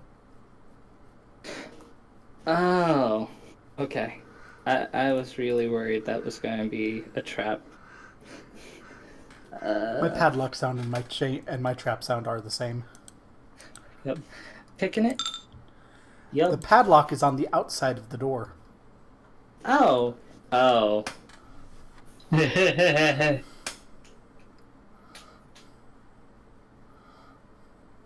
What about this door? It also seems to be padlocked from the outside.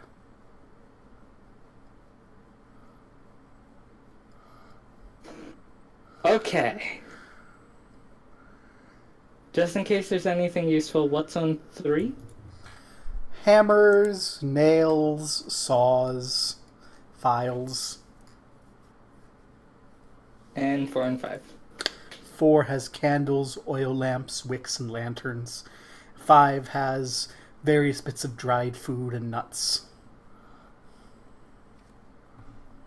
He has no idea how Tim Dayama burned down his place. You said there's lots of windows around, but shuttered? Yes.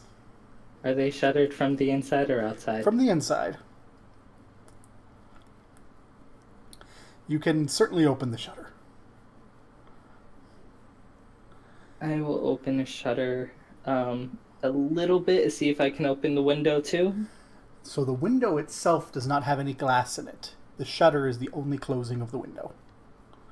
Otherwise, it's just an open hole in the side of the building. Okay, then I shall open the shutter and try to climb out. Okay. Will this need a climb check or nah? Nah. However, you will find when you're outside of the building that you cannot close the shutter. That is much more fine with me because I'm going to bolt it. Okay. Like, going little side. Should I? I don't think I need to check the barn. I think I should go right to Rufus. I suggest something, but I'm not here. You could out of character suggest. Pick the locks, go inside, close the shutter, then go outside, then pick the lock again so it's locked. I can't pick one close. But I will actually check one of them if there's no one by the door. There's no one by the door. If it's one of the ones that if I pick it, I can close it to look like it wasn't picked, or... It's an actual, padlock. So if you picked it and opened, closing it again would relock it. Okay, Like let's somebody try took to do... somebody took a chain, wrapped it around the handles, and padlocked the chain. There's a little sign on the front of the door that says closed due to robbery. Let's try. You get in.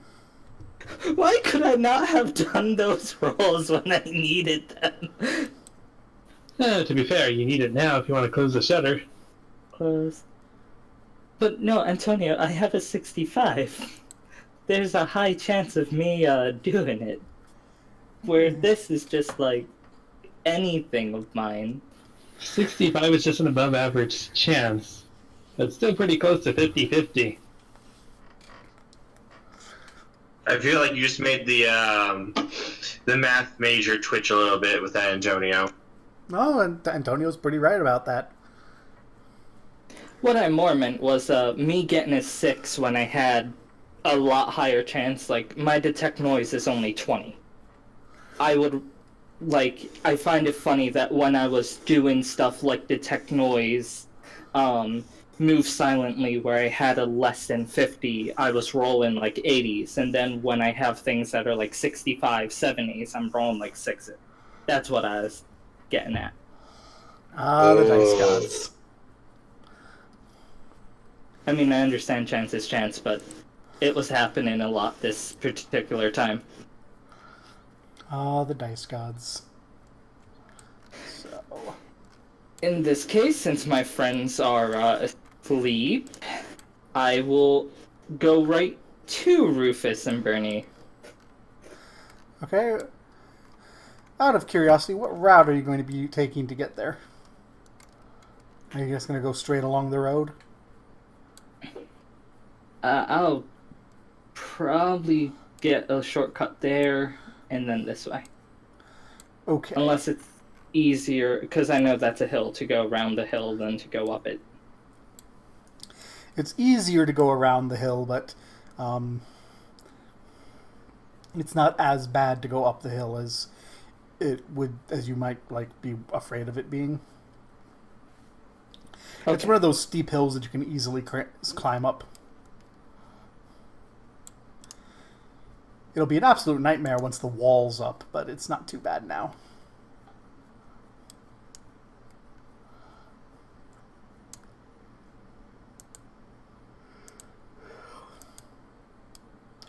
So, you get on up there to the tower of Rufus and Bernie. The drawbridge is raised. Because you know it's the middle of the night. How far across is the thing to it, or? The moat isn't really finished being built. It's like a 5-foot deep ditch. So you can kind of climb down and climb up the other side. Yeah, I don't get to be awesome and use my little... I'll climb down and climb up. Okay, now you're in front of the drawbridge, which is still closed. I'm going to knock. Take off my ring in this particular case and knock. A voice will come out of a nearby arrow slit. Who are you? What's your business? Why were you invisible a moment ago? Sir Obrick, doing business for Rufus and Bernie. It's covert. Right, one moment. And you hear footsteps inside, and another voice says, "Don't move." And you can see, like, an arrow tip in the arrow slit pointed at you.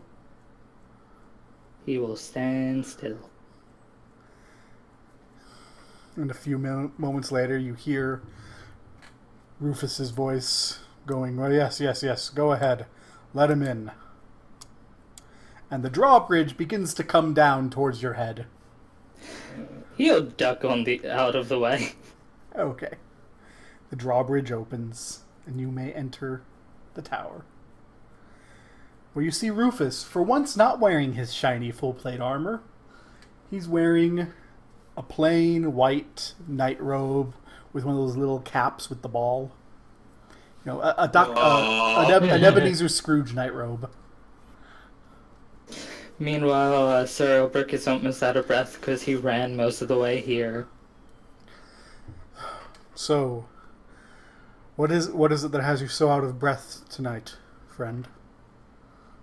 I checked on it like you wanted me to. If he's working with them. And? He's gonna take a deep breath. I heard him say himself that he got involved. He is going to take out the black scrap, kind of hiding it with his hands if he can, so only Rufus can see. He said this was important and no one can know about it, and I also got powder from him that might be incriminating. Says powder. He'll take out the pouch. It looks a lot like what they were using for the coins, but I'm not sure. It was important to him. It was one of the first things he went for. Well, let's see what it is then. Bernie, we have magic. Bernie comes down. Yeah, magic, magic, magic. Oh, it's 2 in the morning and you're talking at me about magic. What are you talking about magic for? It's not like I can identify things. He looks at the dust and just goes, yep, that's magic. Some sort of illusion magic. I don't know anything more than that.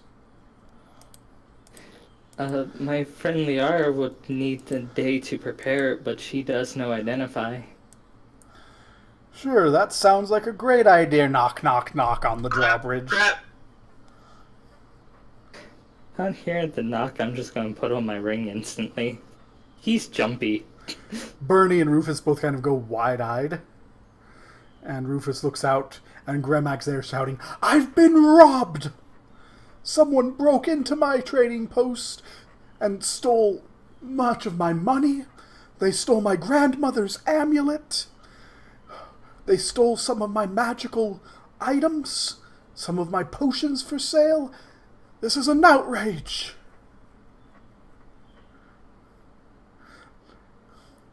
I need constabulary.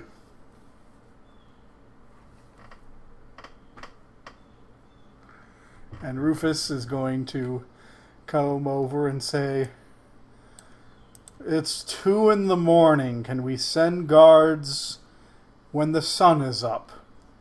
When the sun is up, Gremag says. By that time he could be halfway to near dives for all I know. I've been robbed, I tell you. This is unacceptable. Unacceptable. Gremag starts to march away. Grumble, grumble, grumble, grumble. And when he's gone, Rufus will say, stole his money, Money, no. I took the potions, and while leaving, I picked up some gems that fell. So it didn't look like I was just stealing the important things. Those I was going to give to you. The potions, I want to know if they were poison. He will take off his ring and pick them both up. I'm not sure. Bernie will look and say, yeah, they're magic. But I don't know how to identify magic items. I like fire. Sir Ilbrick is actually really serious about this. Like, the poison that killed the overseer worked quick, and it was dangerous. I want to make sure they didn't have any on hand.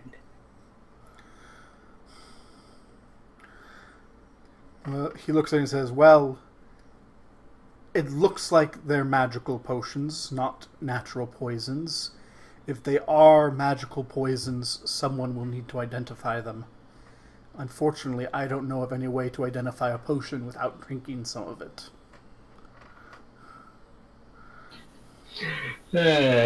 Is the Argon spend the next week sleeping, waking up? Yeah, that's passing out. A few hours later, waking up. Not poison. Identify. Falling back asleep. I should probably take a look at how this spell works again. And then when she finally hits poison, she never wakes up again. Hey, it's poison.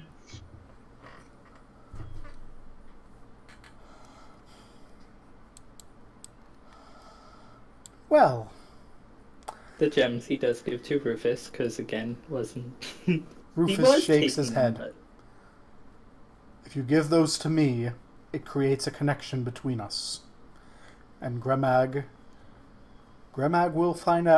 may find out. We don't know how many spies he had amongst the workers. Rufus will take the scarab and show it to Bernie. Bernie, I know you don't know how to identify things, but you do have experience as a sage. Do you recognize these symbols? And Bernie will look at the symbols and say, why, yes, I do recognize those symbols. They're letters. T, Z, G, Y. There's no meaning to this. It's absurdity. It's not even magical. It's just charred wood. It's worthless. From what he said, no one could know it existed when he looked for it. The moment he saw it was gone, he wanted to, well, have the thief killed. He mentioned being part of the temple, but that was all I heard from him. That and that's his cohort has been gone since, well, we found him.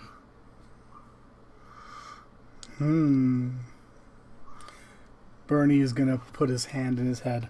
I need a drink. I need a drink. The two guards, though, seem oblivious. He mentioned to them that, I keep forgetting the other guy's name, was just on an emergency business trip. I overheard them talking. They don't seem to be part of it.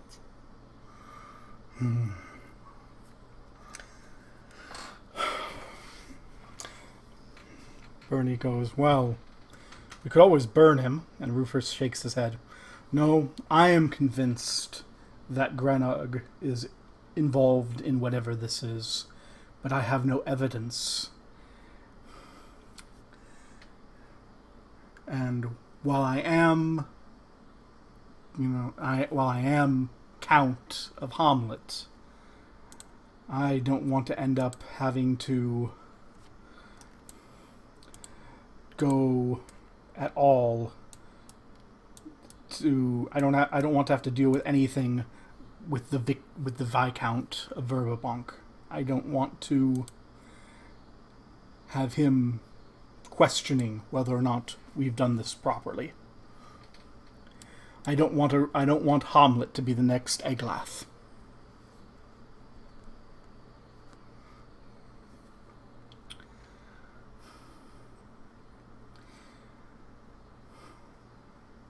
Out of curiosity, would Sir Ilbert know if this could be anything he could use his knighted status for? Your knighted status is pretty much ceremonial. I mean, you would doubt that you doubt that the Viscount even remembers who you are by this point. I thought, but wanted to check. The Viscount was a bit of an asshole in your experience, and kind of unhappy about knighting a lowly halfling.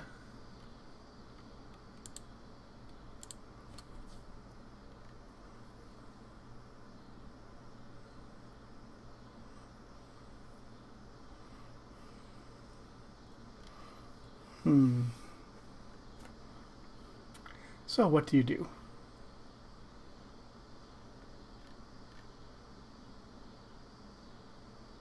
Well, I could always head back to try and find more information now that they're not at the store. Though I'm kinda tired and wouldn't mind going back home. To the inn to rest. Rufus nods. Be careful and take care of yourself. He shall nod.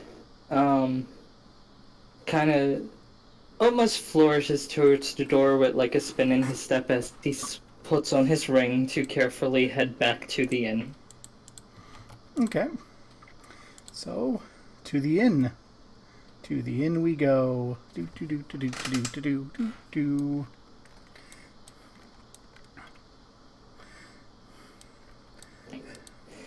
Oh, I forgot to mention about Zert. You did forget to mention Zert. So Corvin's not here, so I'm going to throw him outside in a cart. Elmo's not here, so he's also going to go in a cart.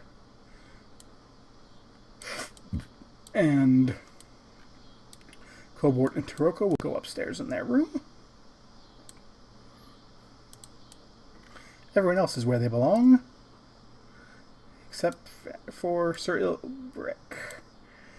The Butcher of Iglath, who is outside. And that guy, who is there. And him, who is also in his room.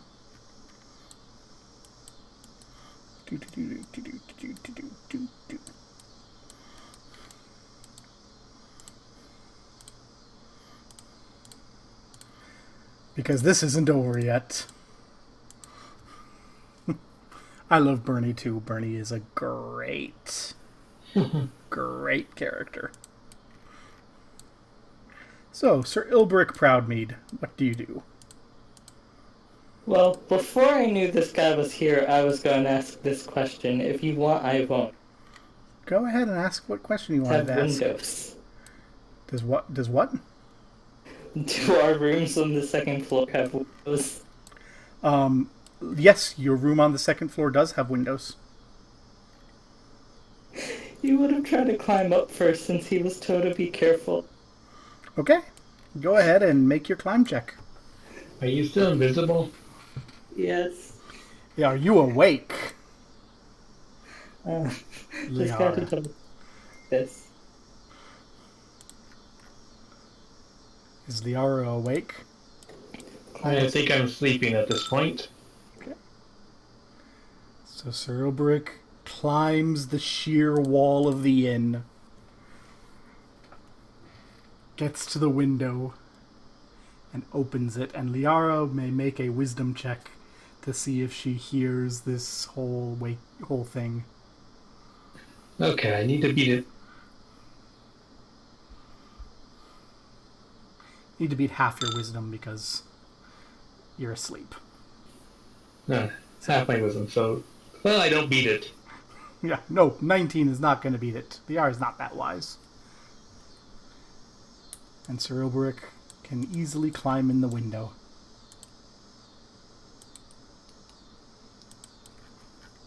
He will climb in and close it behind him as if none of this happened. Wonderful. You are now in Liara's room.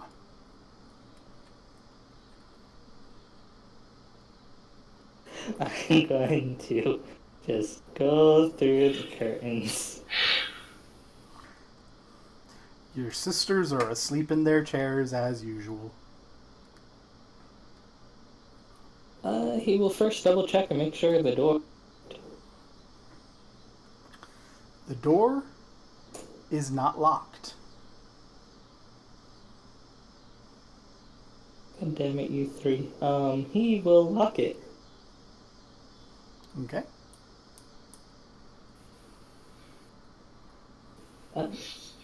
Is it possible to lock without the key?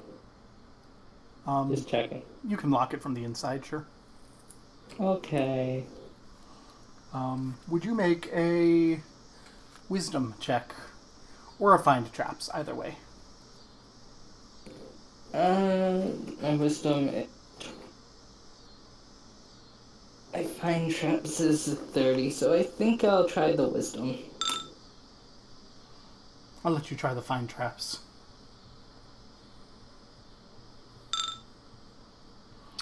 When you lock the door doesn't lock. It seems that someone may have broken the lock.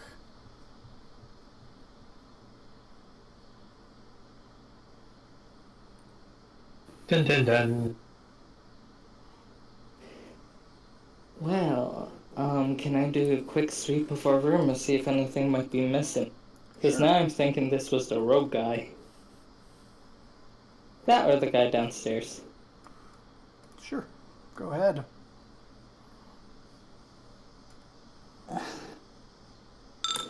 Nope.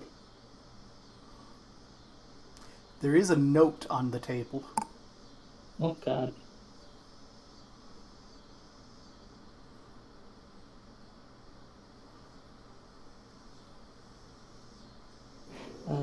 What does the note say? It says, "Return what you've taken, and your women will not die." TZGY.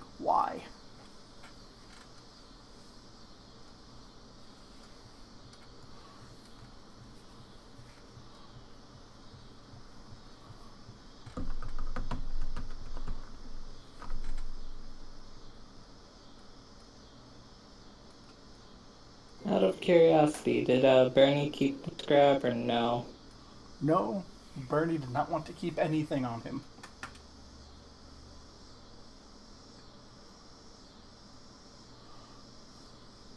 Or rather, Bernie wanted to keep a lot of stuff, but Rufus was like, no. To be precise.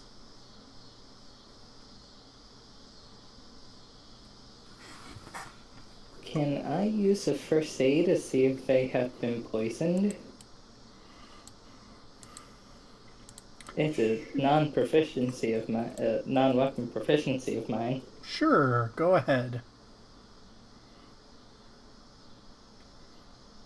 Gotta beat a 12.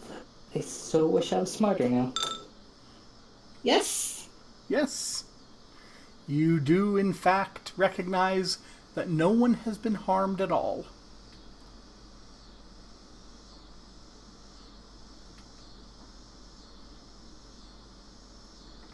In fact, it seems that no one has noticed that anything is awry. Are you attempting to be silent as you go about this? Yeah. So, trying to beat a 40. And now you are.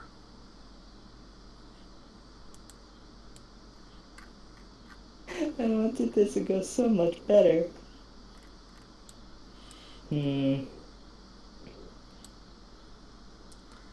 Out of curiosity, which room was Zert's and which room was, I think Spugnor's was, that one? I'll put Spugnor back in his room. And I will put Zert back in his.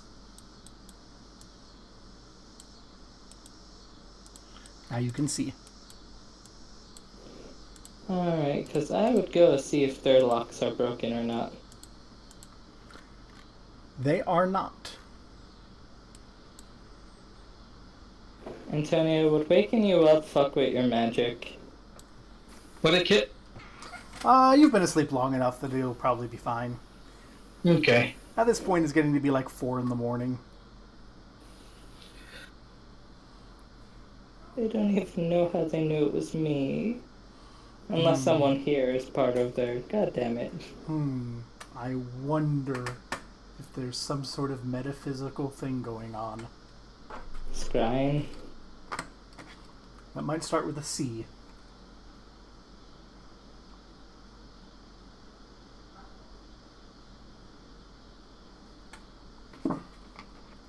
I've been waiting the entire game for it to come up.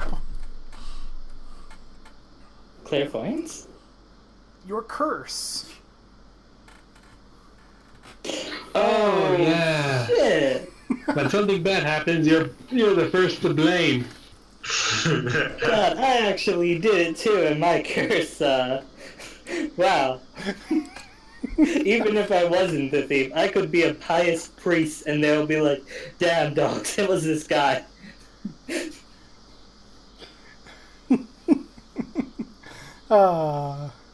So yes. I'm so happy that you did this. So what do? Do you wake Liara? Yeah, I'm going to wake them and try to get them into the room's whitlock.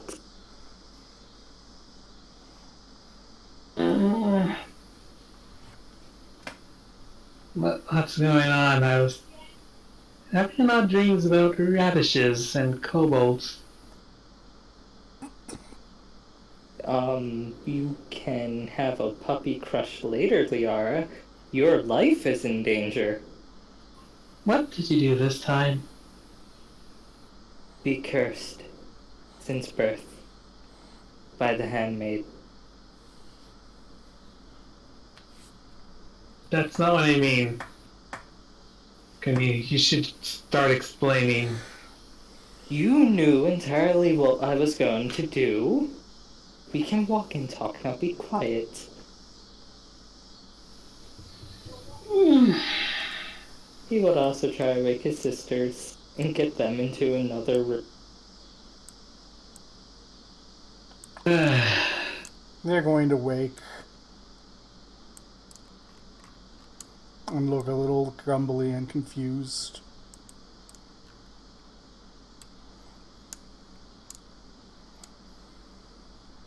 I'm just curious who would have done this. Like, who would have put the note? I would give the Arsbrook... No, I wouldn't. I'm not that mean. I would give her Zert's room. And I will take Sprognar with my sister. Okay. I thought you needed to talk to me about something.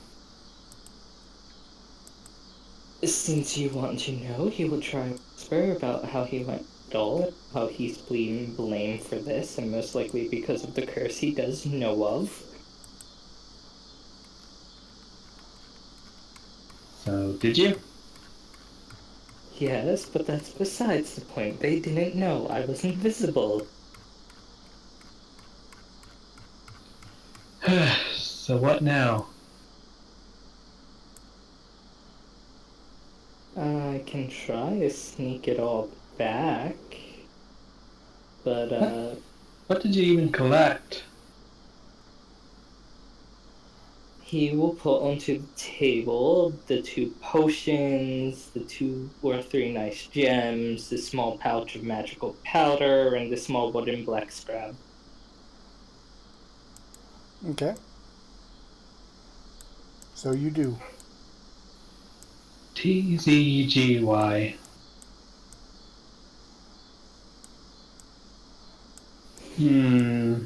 Out of curiosity, is there any way I know who's handwriting this on the note? You would not recognize this handwriting. Okay. Well, I have one idea.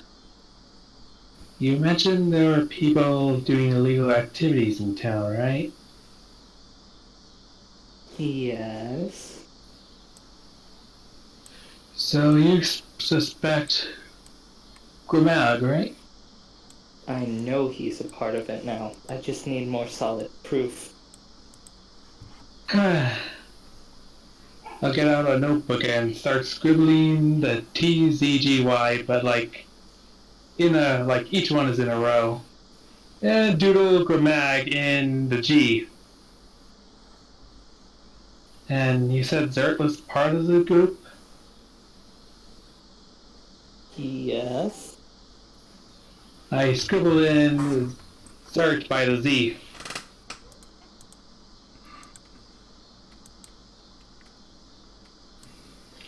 Do we know anyone whose name starts with a Y or a T? I don't think this is it if Ranos and Pugno is also part of it. Unless you think Taroko is also part.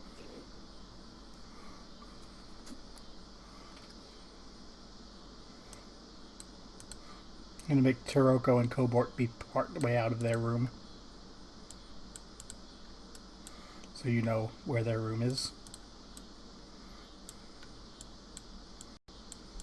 Or you can see them in their room, that's fine. Yeah. You tried not showing us before, but then the map just kept showing everything and you... Yep. What was the name of that guy that died from the poison, but you caught, stealing money? Lowland, something that... I forget. I might have it in my notes, let me check. Sean Vring.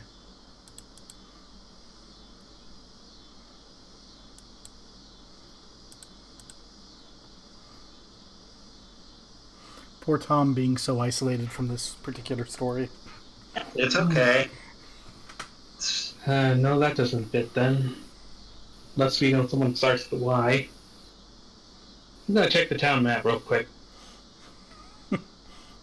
Let me look over my town map and my list of people who I know of here.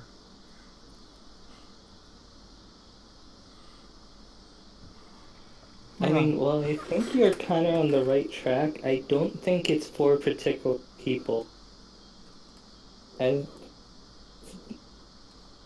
don't know.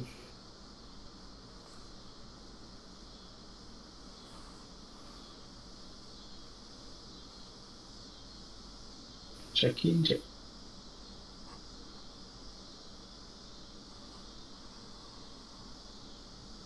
And I'm gonna have to fight that guy, aren't I? What guy?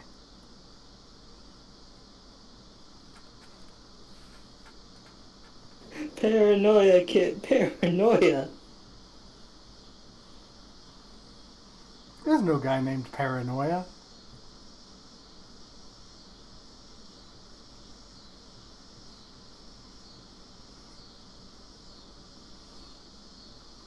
Or do you mean the guy No, I at don't the think end I of the can't hall? think of anyone whose name starts with a Y. Or do you mean the guy at the end of the hallway who's watching your door? Yeah, I kind of meant that one. He's nicknamed Paranoia now.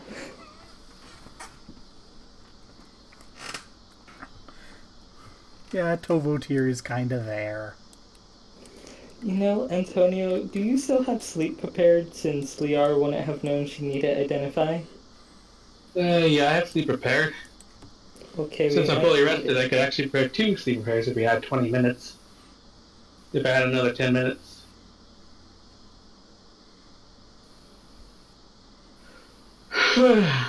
Okay, so I don't know anyone with a Y. In case I can figure out any other clues, I can use my reading and writing proficiency to figure out a deeper meaning to this.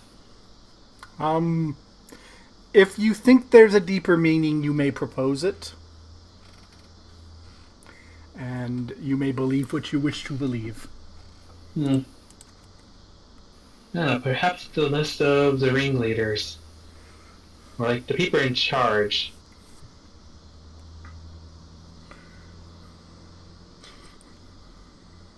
That might be true.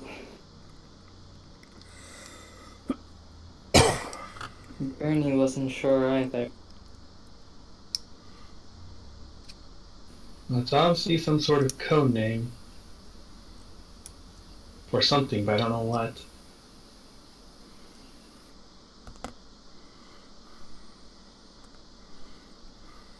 Well, we should probably get to some safer room. Our lock is busted. What? Since when? Probably since sometime you fell asleep. Dang it. Didn't expect to get into so much trouble. I told you I'm cursed. That would have been nice to know when we started traveling. You don't just go around telling people you have 5 collective curses, Liara. You have 5? That's a different story, Liara.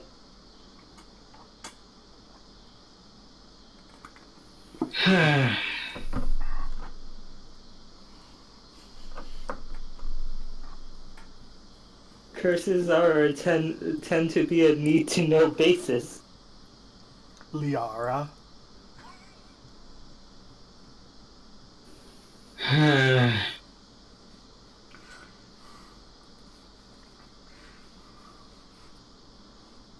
Since someone's after us, I guess I should know. How well are we in a fight? How well are your sisters in a fight? Belle, pretty good. Rose? Rose smiles. I can sing a song to make everyone feel better. Except she can't because she's not actually a bard.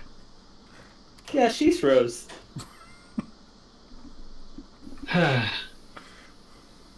Maybe when I die and Rose gets actual stats, she might become an actual bard. But until then... How should... Well, they sent us there. They're probably waiting for us somewhere. I was afraid of them being downstairs, but now that the lock is busted, I don't know where they might be.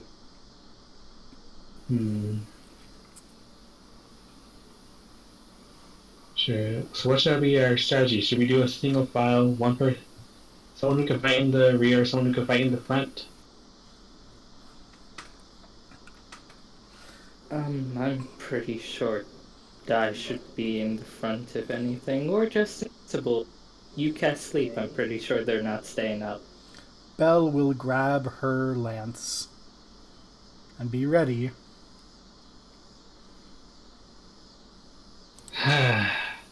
Gonna have to find a new place to lodge in, aren't we? There's really no other places here.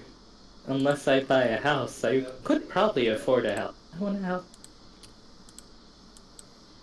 Sir Ulrich is now thinking about buying property and not the immediate threat.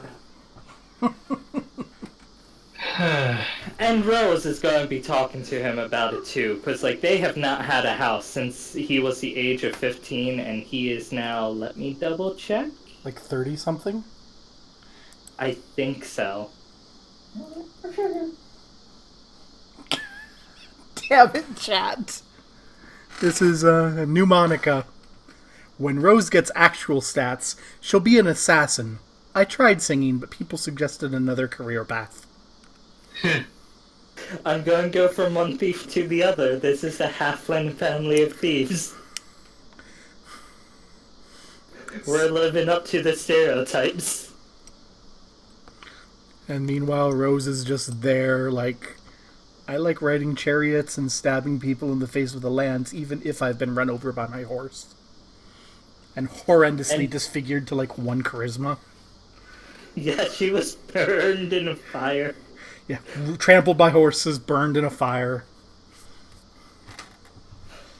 I should put Belle's face in this just so people can see absolutely how horrific she is.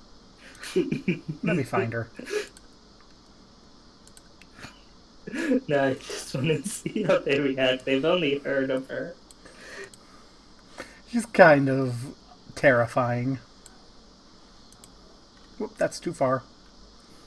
So, Kit, would I have time to prepare another sleep?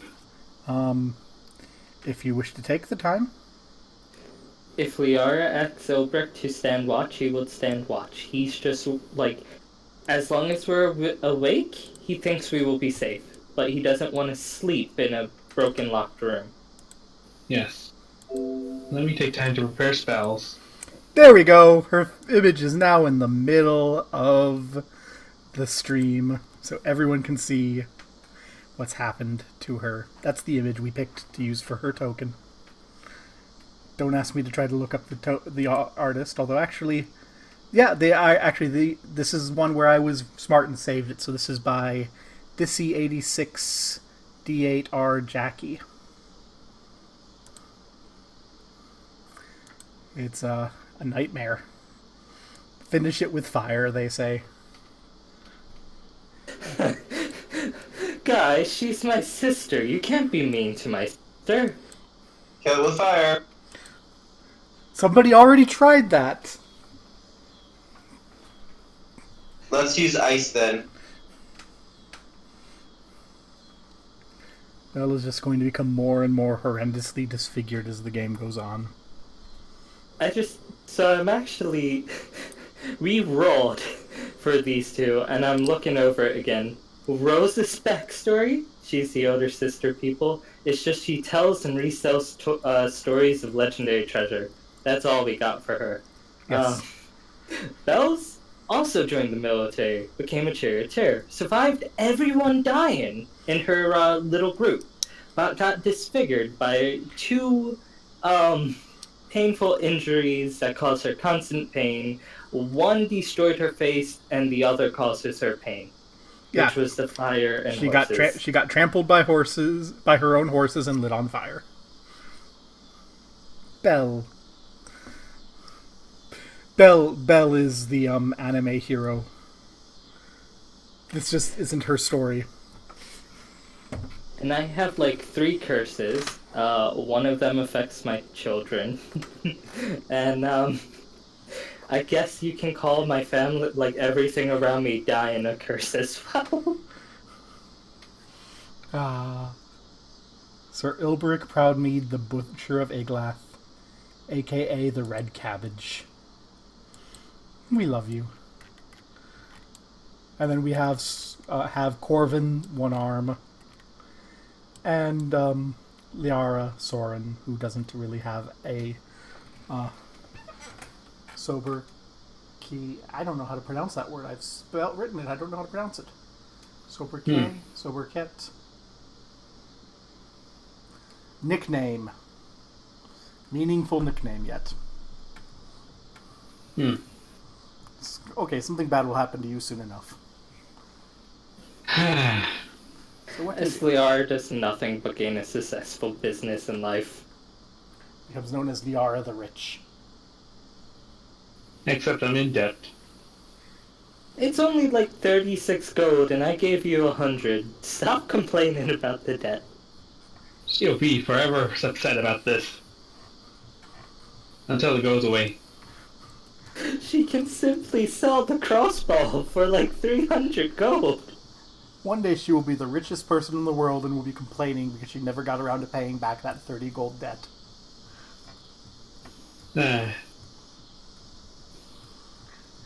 Well, what do you do?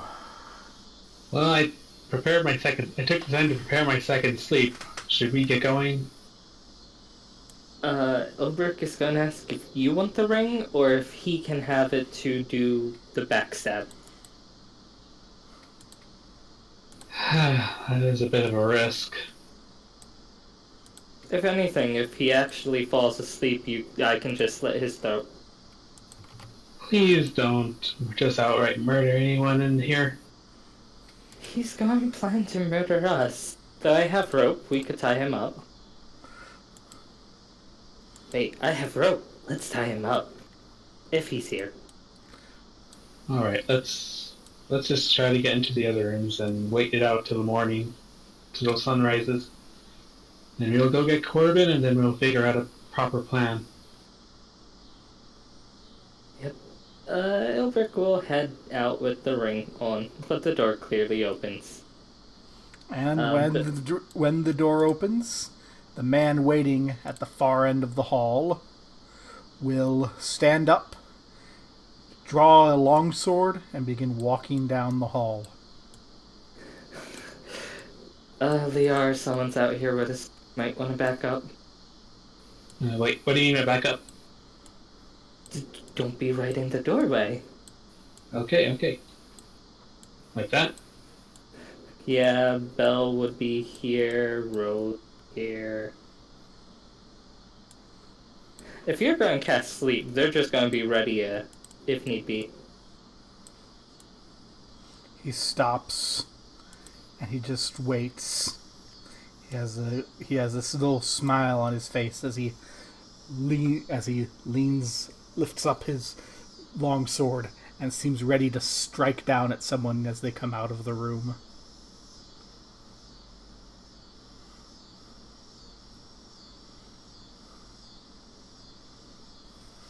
So are we just gonna stay or?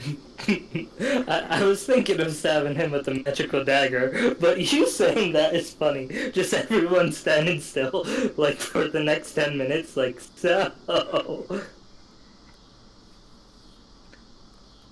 what do you do?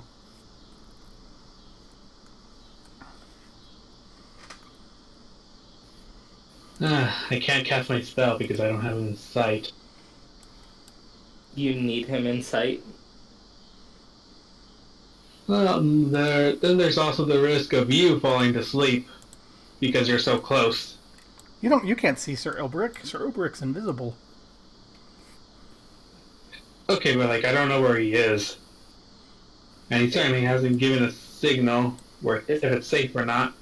Is that how sleep works in this one? You have to see them? I'm pretty sure. Well, I think you have to determine where you set it.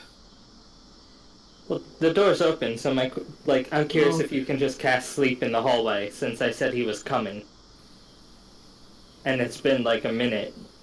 The hallway is long, but Yeah, not like... and he hasn't been particularly stealthy. You know, you're hearing footsteps coming, and then they stop.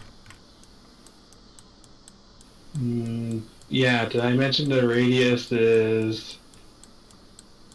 What was it? What was the radius? Dang it, I forgot the radius. 30 feet?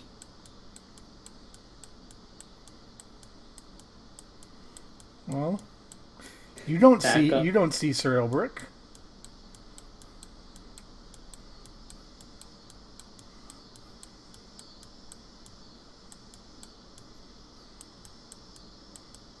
If it's like you just have to see where you put it. If you put it like right...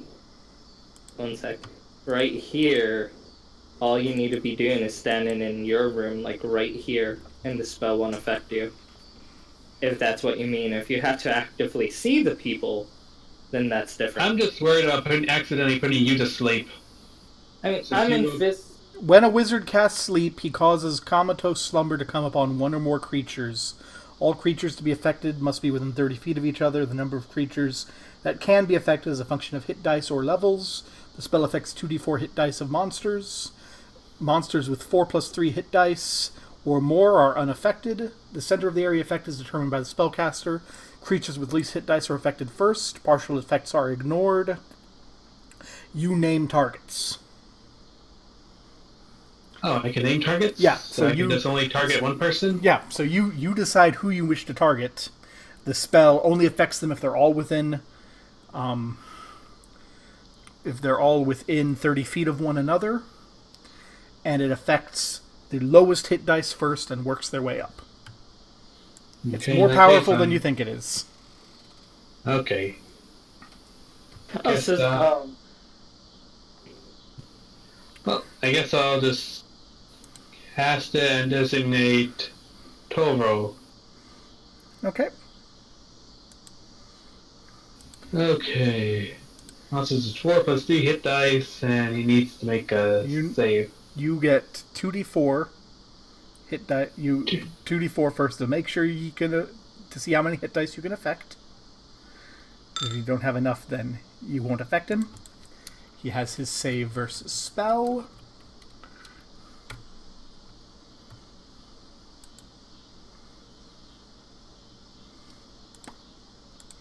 And he just falls to the floor with a clunk as his sword clatters away, fast asleep.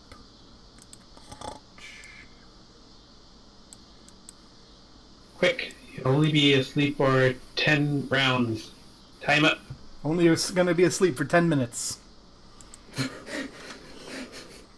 Oh, that's how long the round is? A round is a minute now in 2nd edition. Oh, okay.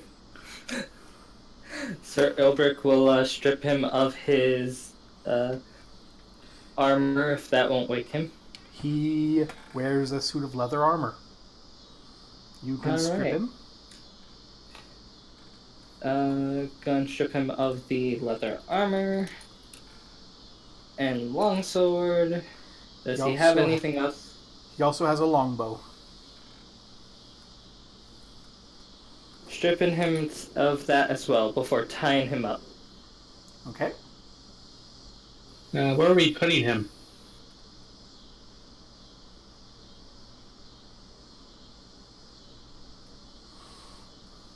Well... Huh. You're the one who wanted him alive, Liara. Well, I just think killing him would just been causing more trouble. We might be able to force him to talk as well.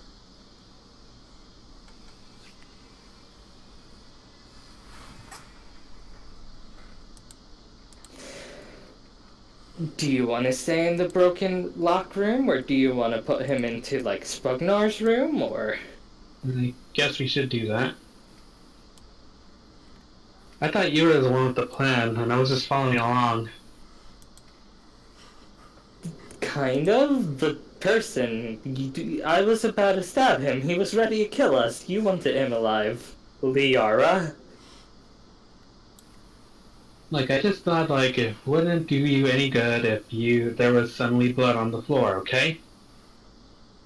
Especially with that curse of yours. It wouldn't do any good if there is suddenly sword in my chest, Liara. I made sure there's no sword in your chest, so stop figuring and do something. What's going on? Hi, Cobert. Don't mind us. I'm invisible. They are. Our lock was broken. Why is this man tied up? Our lock was broken and we caught him, like, about to raise his sword to when we left. He was out to kill you. I don't know. Please don't kill him. We might want to talk to him. Cobart looks up and goes, I can't see you. Where are you, sir? He'll take off his ring. That's a mighty fine trick you've got there. Thank you. I try to use it only in emergencies. You'll have to teach me sometime. He gets a little bit of an evil grin. It's a I'm great gift. afraid he's about to try and kill us now. Do you need help moving him somewhere? We just need to find a place to talk to him, or just a place to hide. How much do you want for... How much do I want for what?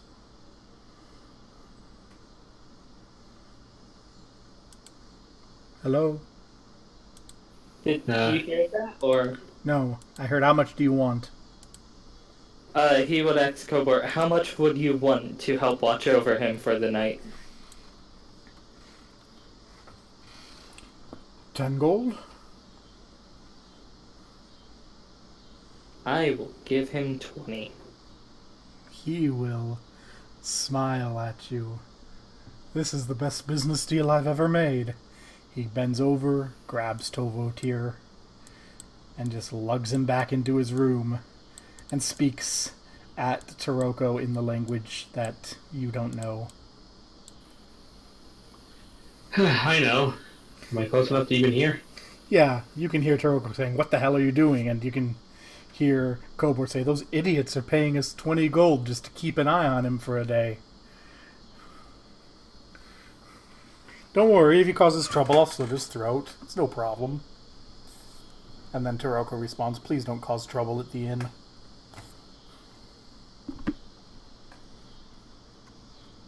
Well, I instantly no longer fear both of them. I'm going to very, very carefully whisper to Sir Ilbrick. Sir Ilbrick, when he said tentacle, I think he meant each. That's kind of why I gave them 20 gold. No, I thought he said, like, just 10 gold. He said 10, I gave him 20. There's 2 people. Honestly, I would have gone a lot higher. Oh, so you must be... Hope I'm not spacing out again on the critical moments. It's fine. Talking about that, there's still like 443 gold I need to give you in like plat and gold. Let's go. This, he isn't saying out loud, this is out of character. Should we go see Corbin? At 4 in the morning. Well, Oh, 4:30 shit. probably by now. We might want to in case someone's watching him too. God damn it, let's go see Corbin. Are you bringing Rosa and Belle along? I think it'd be Yes. safety in numbers. Yes. At least Corbin has, Carrington in case anyone tried to mess with him. And he's in a place full of healers. I never put the basement in. Because I thought, oh, there's no way we'll ever need to go to the basement. Meanwhile, I don't Corbin, like the sound of basement in a temple. That's where the bedrooms are. Still. I'm like, we'll never have to go to the basement. but Kit, you don't understand. Tom's shrine to the rat gods will start in that basement. How many rats are in the basement? Oh no, not again. In my recovery, I have attempted to befriend them with little bits of cheese. You're laughing, but I'm serious. The priests are probably there thinking he's delusional due to the pain and loss of an arm. Meanwhile, Corbin's like, here you go, new Knights of St. Cuthbert. May glory be in his name. I don't have art for a map of the basement. And you get a little piece of cheese, Mr. Swickers. And you get a little piece of cheese, Sir Hammer Watts. And let's not forget you, Sir Chirps a Lot. Are now the second order of the Rat Knights of St. Cuthbert. I am doing this. I am going to form my rat army, and you all will thank me as we go into the temple someday when we're high level, and there's just one room we can't get into, but there's a small enough hole for the rats to get into, and they go in and open the door for us. I'm going to move your bedroom. Day. I'm going to move your bedroom to the second story because of your injury and not wanting to make the map. So, I regret to inform you, you probably won't be able to rat. No!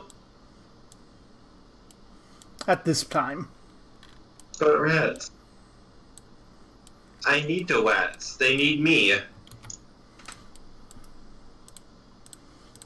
There you are. Holy shit, it's 9 o'clock. Mm-hmm. Yep. I'm guessing we should end this on a cliffhanger. Sure. We end this as No. you approach the temple at 4 in the morning. Now, Carrington, listen. This is a symbol of St. Cuthbert. You are now Sir Carrington, the Dog Knight of St. Cuthbert. Woof. He accepts. He is now the heathen. Woof, woof. Those who speak my breakfast already. Those who speak dog know he's saying glory to the old god.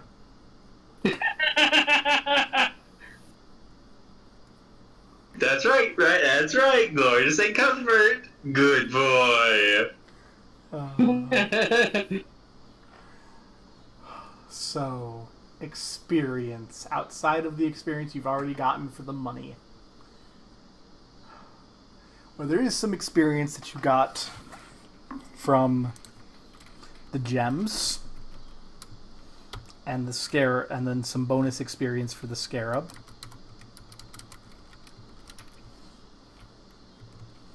So, this is going to be underwhelming, I think, for how much happened to this session. But at the same time, I don't think anyone's going to mind. Everyone's going to get 100 more XP.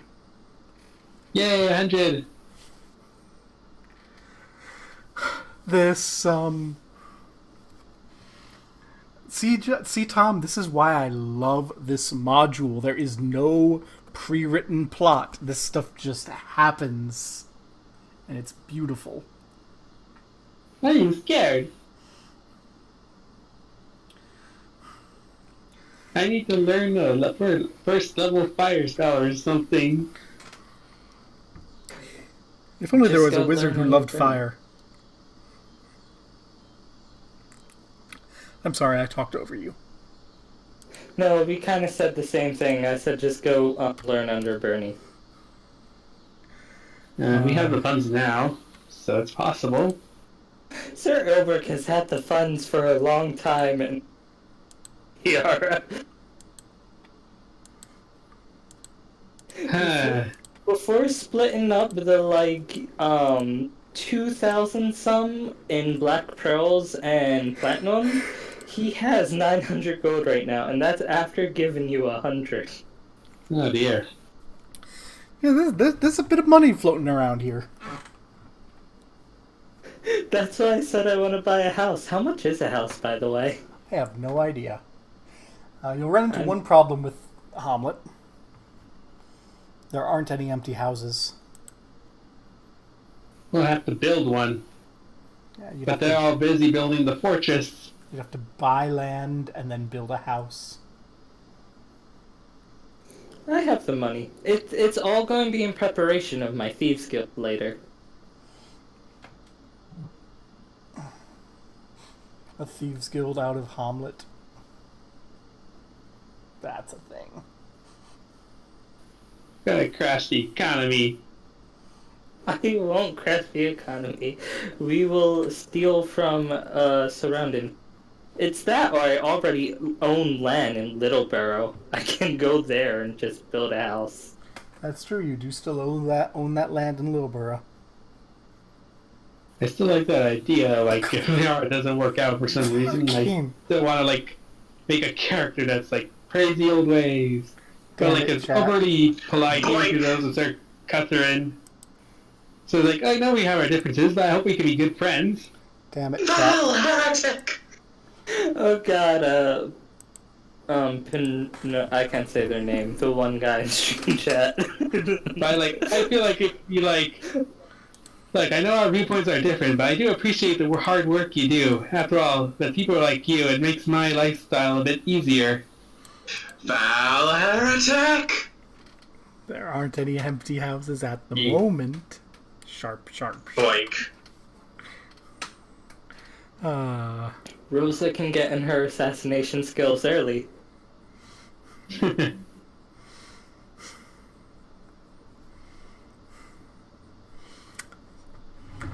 I think this is my first game having murder hobos.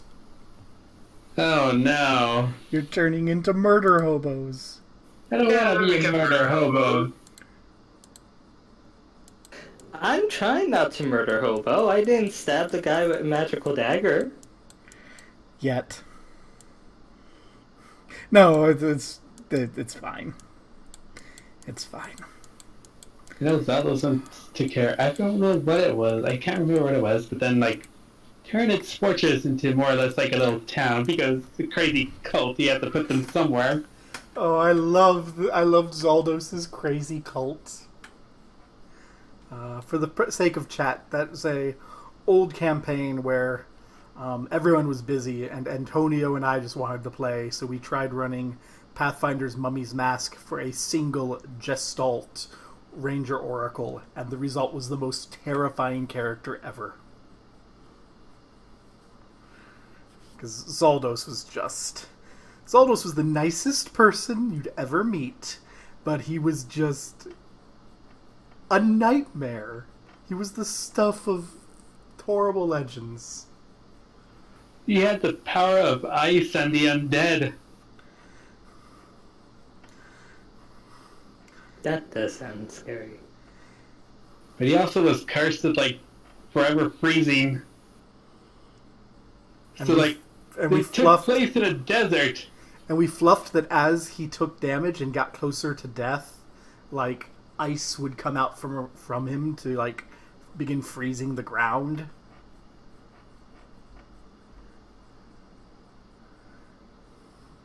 Yeah. So And then when he died, he exploded into like an ice storm. Yeah. He summoned forth bone armor to cover himself, snapped his fingers, and his enemies' skeletons shattered within their flesh.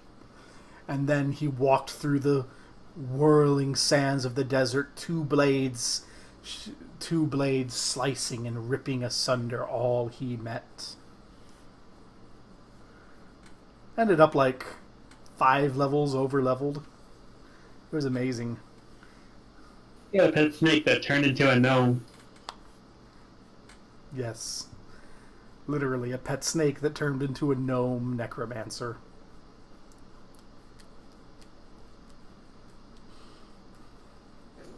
Your characters sound amazing, Antonio. He really was. I think he was out of all the characters I played, he was my most favorite to play as. Sorry. Yes, and then Tom joined the campaign and got mind controlled and killed Zaldos. Because of OP spells and crits. I may have made a Vegas. Mm-hmm. And it turns out that when you're 5 levels over level in a pre-published adventure path, it's pretty decently balanced for 1 player. Not so for 2. Not so for 2. Sadly. Oh man, all of the thrills I've had at Zaldos. My favorite still has to be the awkwardness of the noble woman. The morbidly obese noble woman who took a liking to Zaldos, and Zaldos was like, "Welp, she gets me into the library. I guess I gotta sleep with her." It worked.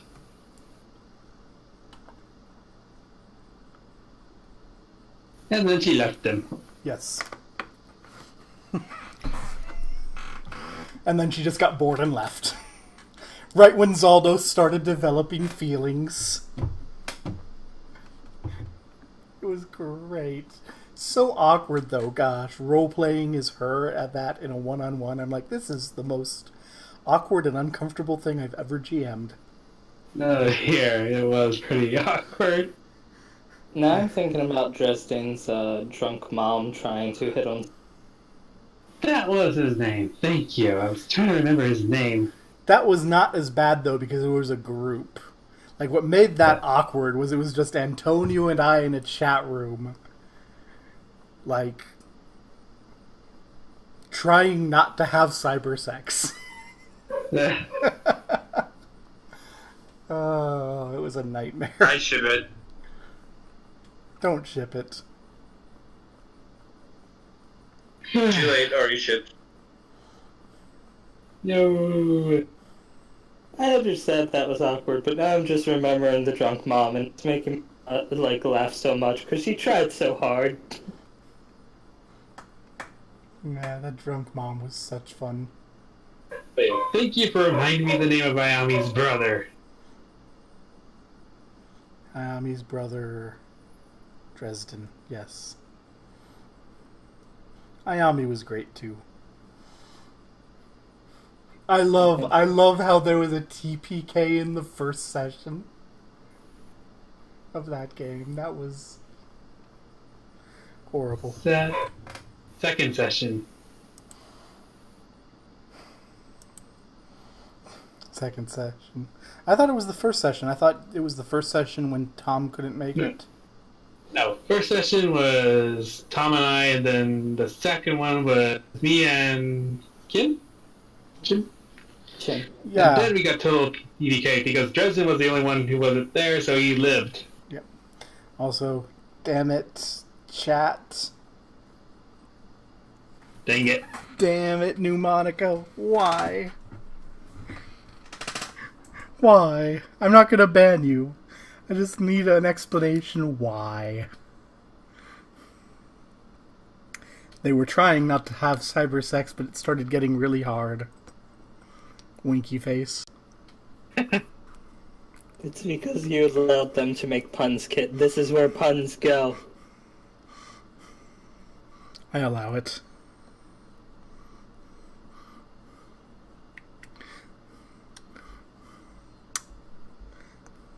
Well then.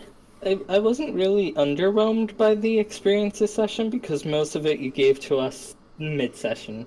That's true. Yeah, that's true. I just think of it like, well, we got this experience from doing that one thing. Yep. Though, just so Antonio knows, out of character, I have technically 4 curses. The first curse is that my chest is covered with scales. Okay.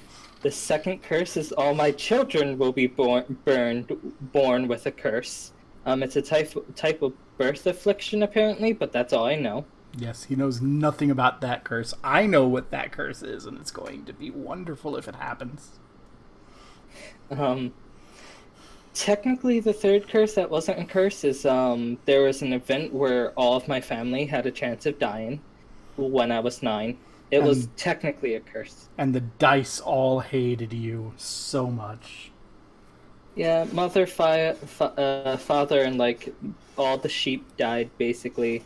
Yeah. Sisters managed to live. Yeah. We were kind of happy though, but then everything died in fire anyway. Yeah. And for my last curse, which I think was during the war, I was cursed to be blamed for any bad thing that happened. Which is how the pixie exterminator got the blame for the genocide of Eglath and got knighted for it. Sir Ilbrick totally had nothing to do with it. Oh dear. Got the blame and is like, okay, I'm a knight now. Yeah. The only other thing that's really of note is my family was like really high middle class, almost rich people, but not quite. But not quite. Not quite. Yeah, they were like the rich farmer family. Yep. Mom died, then dad died, then the sheep died, then the house burned down. Then the little sister ran off to be a bard and failed miserably. Then everyone else joined the army. And then Eglath happened. Aw. And then next thing you know, they're in Verbabank looking for people to team up with to earn some cash.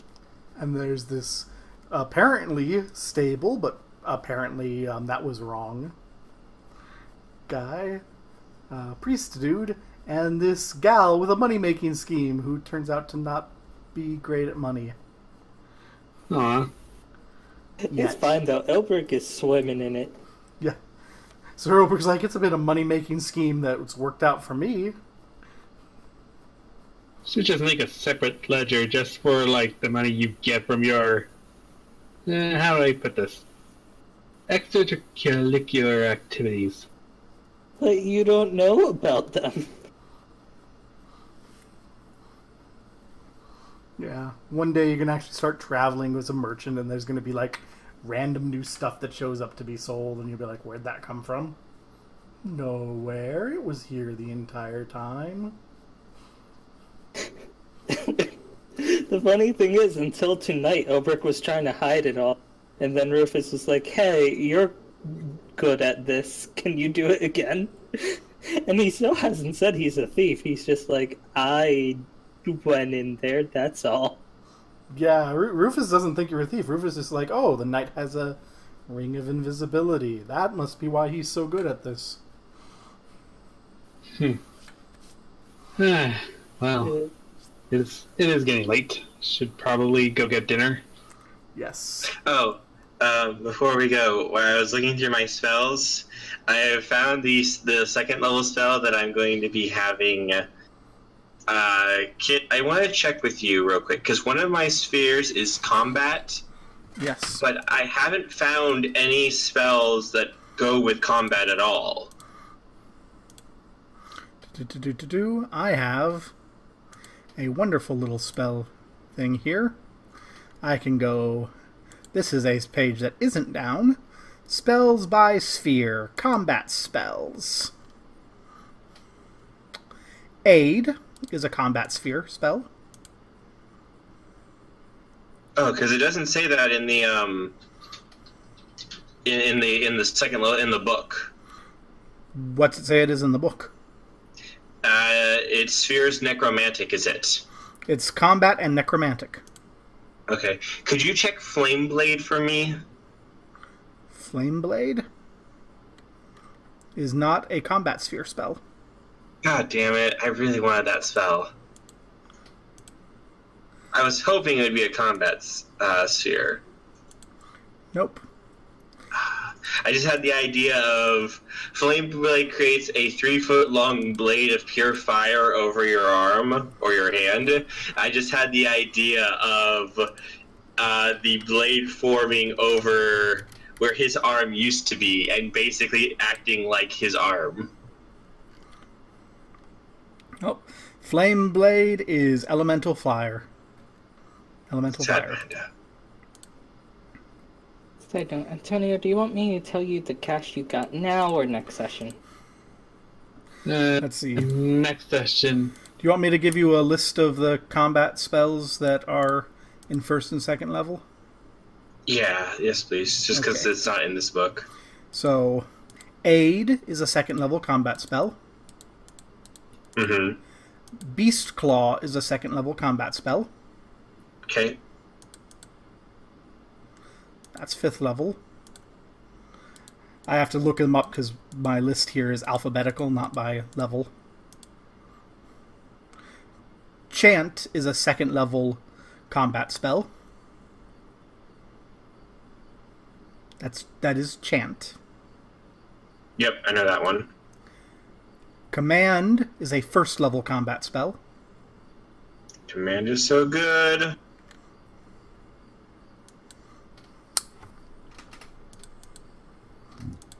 That's 4th level.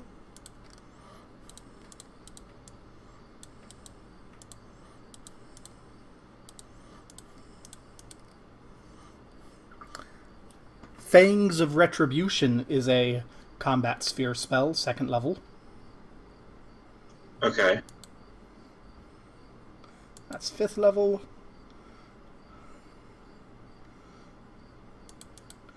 And that's probably high.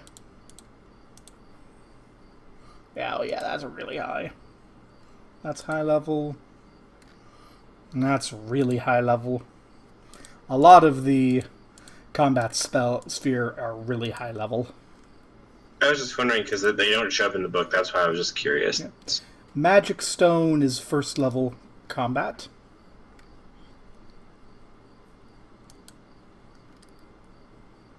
That's a high level spell.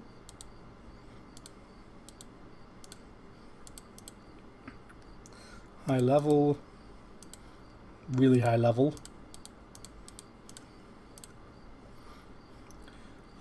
Shillelagh is a first level combat spell.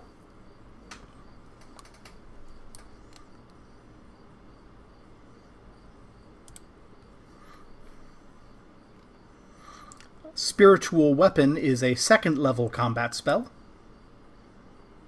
Alright, I should be good. I think I know which spells I'll probably be taking. Okay. I'll just go ahead and finish because there's only a few more left that may or may not be of the appropriate level. That's too high. Touch Sickle is a second level combat spell.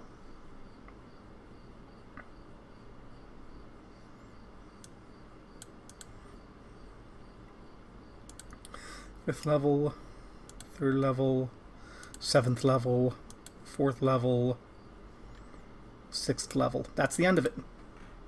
Okay.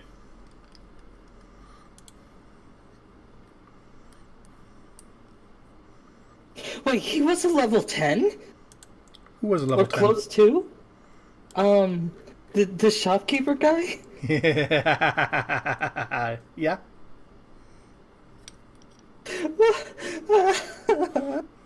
You nearly dodged a bullet. No, he nearly failed to dodge a bullet. You dodged a bullet there. I didn't think about it until just now, but my god. I don't know, during that whole scene, I was like, okay, this is your time to leave. You should probably leave, but no, you just kept wanting to go through everything. Yes, But Touch Sickle is a second level combat sphere spell, and it's kind of cool. It may be what you want for your arm thing. Okay. It transforms your hand into a sickle +2. Oh, so it's Flame Blade, but ice. No, that's Ice Blade. Touch Sickle. Oh. It turns your, for harvesting grain and such. Oh, that's cool. So like your hand will become like grow a claw for a couple minutes and slice people with it. Gotcha. I'm gonna be heading off to bed, you guys. Peace. Yeah, better go find dinner. Good night. Yeah, so you are more than welcome to meet high-level NPCs, Jim. I knew we could, but that was scary.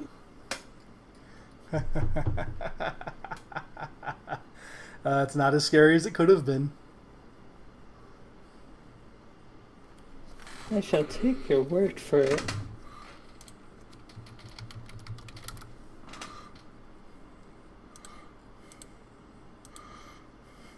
I told you. Oh. Oh.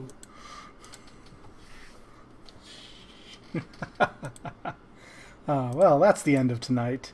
Peace. Thanks for coming. Bye.